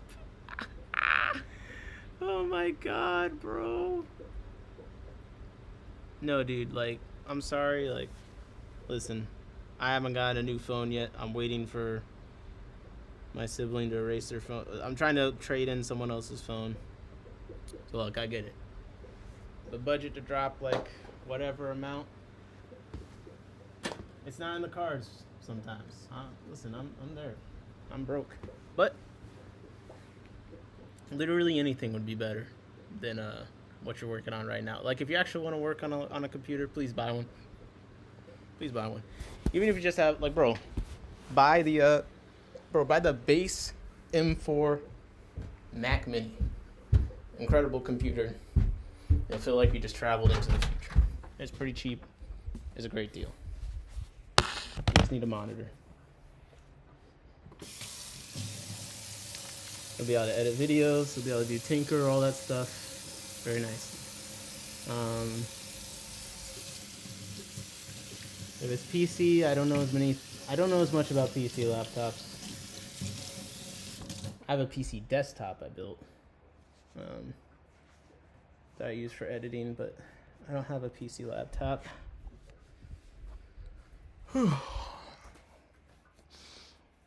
But I'm sure literally anything. Just don't buy one of those super cheap. You know, they got like a billion laptops. It's really hard to tell with the Windows ones what ones to buy because they got so many different ones. I have one picked out. I just need to finish. Okay, hey man, you gotta sell those Pseudomagills. Some of the Pseudomagil Illuminatus, they're still pretty expensive.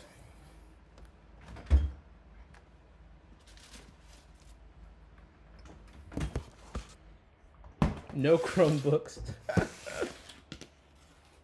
Yeah, I would avoid the Chromebooks. Unless you're planning on going back to high school or something.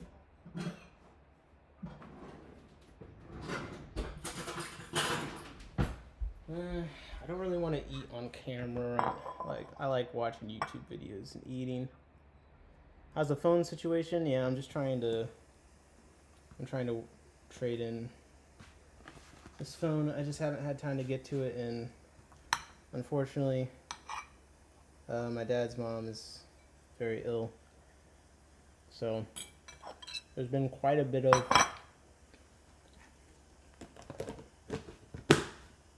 there's been quite a lot going on, and usually when you do phone stuff, anyways, I'm not gonna get into it, but there's been a lot going on, so I just haven't gotten a chance to get around to the whole phone thing. Do you have a donate link? No, I don't have a donate link. I do not. Yeah, I appreciate that. Unfortunately, it's one of those it's she's not gonna make it. So, yeah, no donate link. I'm not really. I don't think I would be comfortable with having a donate link at this point. But good news to you guys. Technically, I have enough watch time hours. The channel will be monetized. I think I just have to wait for them to. I think I have to apply, and then they gotta accept the application. I don't know. That's another thing I need to do. Then technically, you could do whatever YouTube member super chat and bull crap. Again, I haven't done that before, so I have to set that all up. Not necessarily looking forward to that. Again, it's just a little bit different, but in theory, that would be open to people. Understand? Yeah, I appreciate that. But yeah, the phone, we'll sort the phone thing out. I can't get into anything. Everything's text verification. I can't get into my financial stuff, even what little finances are left. I can't get into my Facebook account. I can't, I sell some stuff on Facebook Marketplace. Can't get into that. I can't use my Apple card because it's digital and it's in my phone wallet. Well, I have a physical one, but it thinks that because I was just in another state, and anyways, it's a long story. Not having a phone really messes you up, bro. I didn't realize I needed a phone so much. But I kind of like not having one, but it's just I can't do all these things. I'm getting close as well. Then I got my two members, Kuro and Henry. I feel you. I at least have to give members a nice isopod symbol, and then you can make custom emojis, right? We can put some custom emojis in there. I didn't do that much. I kind of sometimes I like to refer people that are hey guys, every little bit helps, donate. I mean, that's all true, and if that ever happened, I'd appreciate it. But sometimes people go too far into what I call digital panhandling, where they're streaming, and one of the main things with them streaming is they're hoping people donate and become members. And that's not why I'm streaming. I mean, streaming is, if you don't know how like it works, so you gotta get 3,000 watch hours to get monetized. Streaming can be nice for that because, you know, say you stream like, every now and then I'll stream like things eating stuff like the isopods.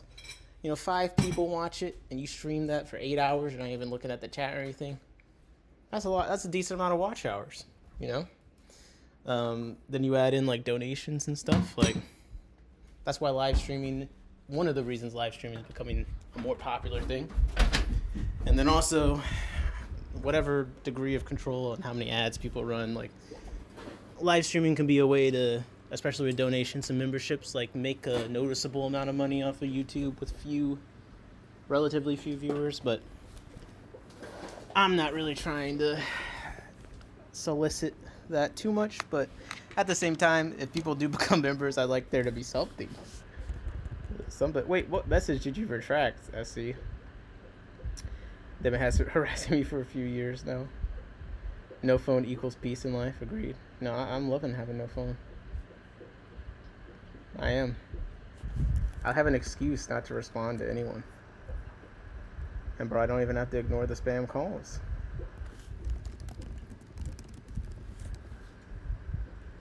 Damn, bro. It's a different feel when the fish tanks start turning off on you. But tomorrow, I'm hoping to send out the last orders. Some people put in some orders. I think I missed one. And then people added a few additional orders at the last minute. Do that. That's the last day I ship on. Then the room is terribly messy. My own room. I need to work on building some shelves and stuff. There's a lot of cleaning, a lot of infrastructure life stuff to do. And I might go collecting. So hopefully I don't run into quicksand. And I need to find my camera charger, film some more stuff, pick eggs, breed stuff, do real life work. So tomorrow's gonna be a busy day. I want to eat. I want to wind down, get ready to go to bed. So this is the final call. Any last comments, questions, concerns? Anything you gotta say to me? Say it to my face. Members get dibs on 3D prints and the fishing lure. Yeah, that's pretty good. I mean, I could do there's some member exclusive content I could do, I guess, with breeding stuff.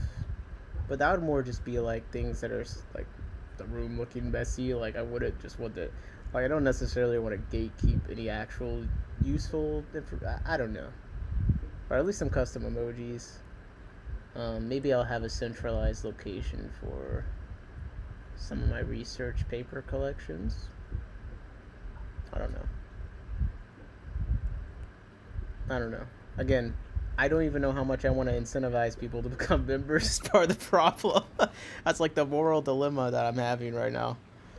I want to give members something, but I don't really want to incentivize people to become members too much, if that makes any sense. I don't know. But then if they do, I want to actually be provided value. So I gotta come up with something. Members can see uncensored fish tube beef. Oh. Wait a second. I could do some members only lives where I just get on and complain about shit. I'd love to do that. I get on the member only live and just talk shit. Well, that's all I do all day is talk shit. That's a great idea. That would cost me no work because I just go live, and I react to a video, and I talk shit. All right. Well, that's one thing members can get then. I don't want to be that guy, but at the same time, like I'm someone that watches stuff with a critical eye. I like commenting on things I'm watching. So, yeah, you know what? Start sending me some videos to react to or something. I don't know. Let's get a beef. Members only beef. The good thing about members only stuff is then if someone reacts to it, like screen records it, like I should be able to get that if I wanted to taken down because it's technically paywalled content. So you can't share content you're supposed to have paid for to like all the people that follow you. So that could help keep things contained and not too dramatic. VIP beef streams. In my fish cord, we have research paper channels for fun papers we find. Yep, I got that on my fish cord too. It's really nice being able to kind of consolidate and also have other people summarize what they found in something for you. All right. Again, final call. I gotta go eat and get some sleep, but I'm feeling pretty good. And channel being monetized, like, long term, I don't know. The fish stuff is really fun. It's my hobby. I don't play video games anymore. I used to play a lot of competitive video games. This is what I do for fun. So making it something that I'm relying on for income is like, but I mean, I'm considering it to some degree because I'm having a lot of fun. So, if I get monetized and I can make any amount of money that goes at least towards fish stuff, then I'm into that. I am. But it's something I gotta think about. If I go further down the content route, it's like I want to have clear rules and guidelines for myself. Like, I don't want to do any sponsorships, like where someone's paying me to promote a product. That's out. I'm not doing that. I'm conflicted on coupon codes. I think I'd do a coupon code if I had the biggest discount and they took the amount that they would have paid me for and just applied it to the discount. Because basically I want to be independent. So I don't want any conflicts of interest of reviewing stuff. But even just like having a relationship with a company and them not just being a company to you kind of affects that. But if I did a coupon code, I wouldn't want to get any money from it, just so I can stay kind of independent. But still, that's like a gray zone. I'm still thinking about that. But definitely no product sponsorships. I'm not into that unless they give me like $1 billion. Then I'm going to come on here and say, hey, I know I said no product sponsorships, but they offered me this much money. Anyways, buy this product. Now, if you're going to go down that path, you're going to need to thicken your skin. I'm going pretty easy on you there. My skin is thin for friends. It's thick for trolls. And the fish tubers, I've seen how thick their skin is, bro. They're very sensitive. I'm not worried about any fish tuber. They can't say anything to me I haven't already said it myself. You see me watching or react to other people's things with criticism? You think I don't look at my own life the same way?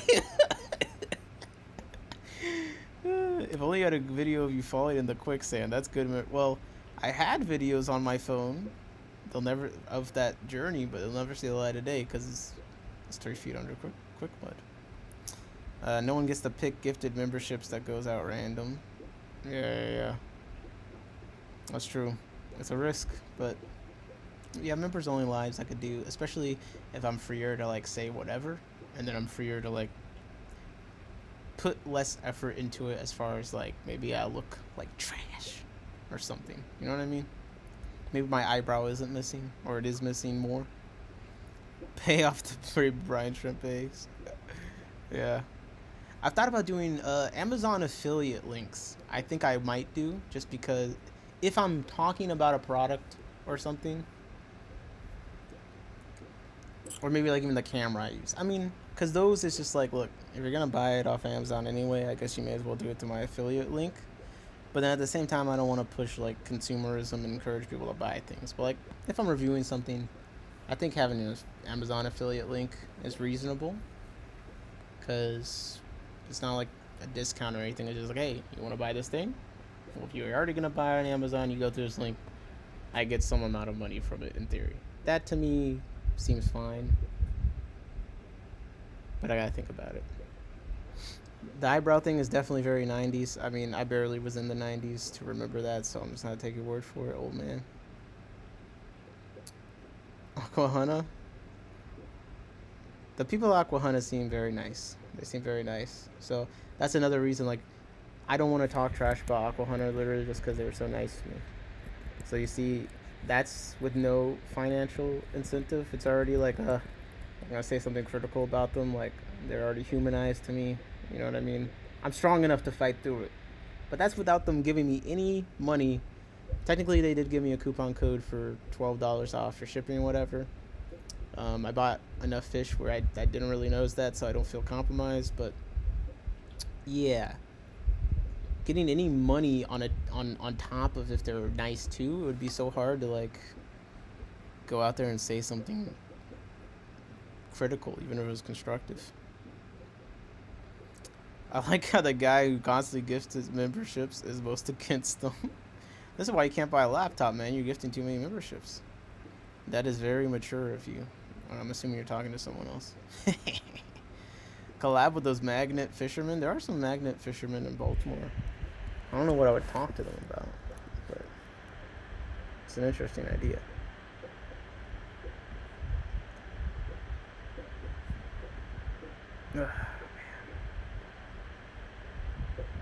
Oh man, this has been a fun stream though, guys. I appreciate hanging out. I didn't get quite as much done as I was hoping to during this, but it's all good. I picking eggs is honestly enough. I just waited way too long. I was supposed to do that earlier in the stream. I'm guessing them to myself. It does promote channels to myself. Yeah. It's like a little conflicting, but at the same time, bro, sometimes you just gotta accept the gift. I tell Jessica all the time. And you give someone a compliment, and they're like, you're like, oh, that looks good, and they're like, I know, but I wanted it to be like this. So listen, someone compliments you, or in this case, someone gives you a membership, just say thank you. You know what I mean? At the end of the day, just say thank you. Now, get your coin by having an honest disclaimer is enough. Yeah. Oh, make sure I don't forget to put the chat on the screen next time, like they do. Like, I just been meaning to do it. I logged into Streamlabs and stuff. I just keep forgetting. That's important, because then you don't have to. You can have it full screen, or when you're watching it back, you don't have the extra tab, the chat tab. You can see the chat as I'm talking about it. I'll try and have that done for the next stream. I don't know when the next stream will be. It depends. If I really go hard on working tomorrow, I honestly might work on cleaning and other stuff in my life late into the night. So next stream might not be until Thursday, but I'll be around. You know, I'll be around. Comment if you're in any of the same Discords as me. You can hit me up there, and send me if you want us to go do tank reactions. Maybe that's what I'll do. I'll schedule a stream for Thursday and make the title like, I don't know, fish hangout, tank reactions, and then like in the description be like, send your pics in advance to in my tanks, whatever. And we could do that, help people out, troubleshoot, or just review. That could be something fun to do more regularly. It's really cool seeing other people's tanks too. Even like someone that just has one tank and it's like, you know, they're not a hardcore fish keeper or anything. It's always like, I always am fascinated by like how other people like to set things up. All right, I've been yapping enough. Appreciate you guys. Listen, I can't shout out every day of every single time, bro, because let's be real, I actually do read the chat pretty well, I think. So usually I've said hi to everyone that stopped by. But you know, a couple of fish, Poodoo Bird, Jeff Temperate, Aaron, you stopped by for a second, appreciate that. SC, of course. Any fish will do. Spitfire, do you smoke? Man, you guys, honestly, everyone I just listed has been kind of tearing up the chat, so I scroll up, it's like all those names. Temperate, Temperate, you always stop by, I really appreciate it. Smice hanging out, 186 Element, thank you. Bob, you stopped by, always like seeing you around, hope you're doing well. I'm not wearing high heels, Bob, just get over it. That's not gonna happen unless you donate like $1 billion. Then I might be forced to, if that's really what you want. Listen, the question isn't will I do it, it's how much would I do it for. Steve, thanks for stopping by. Janet, pleasure to see you as always. Jorge, hope the work in the fish room is doing well. That's as much as the chat goes. I decided I don't need to grow past 1K to achieve everything I tend to do on YouTube. I feel that. I do feel that. I like, and I kind of like doing the event stuff because it keeps it local and I don't need to have a lot of viewers for impact. You know, it's about talking to people. You don't need 100 people to have a conversation, right? All right, good night, everyone. I'm going to go eat. Please comment if there's anything you want me to stream about, topics, footage you want me to get for next time. I think I'm always going to run footage I've been filming recently in the background. I think it's just kind of nice to not have the background be my tanks and my face. Like, actually get some unique up-close footage. I don't think I got the best footage in the world, but you know, I kind of filmed this offhand a few hours before the stream. I didn't really go through it or anything. I feel like it's pretty decent for that. So yeah, that one jerk that keeps trolling me sucks. But all right, enough yapping for me. I appreciate y'all. And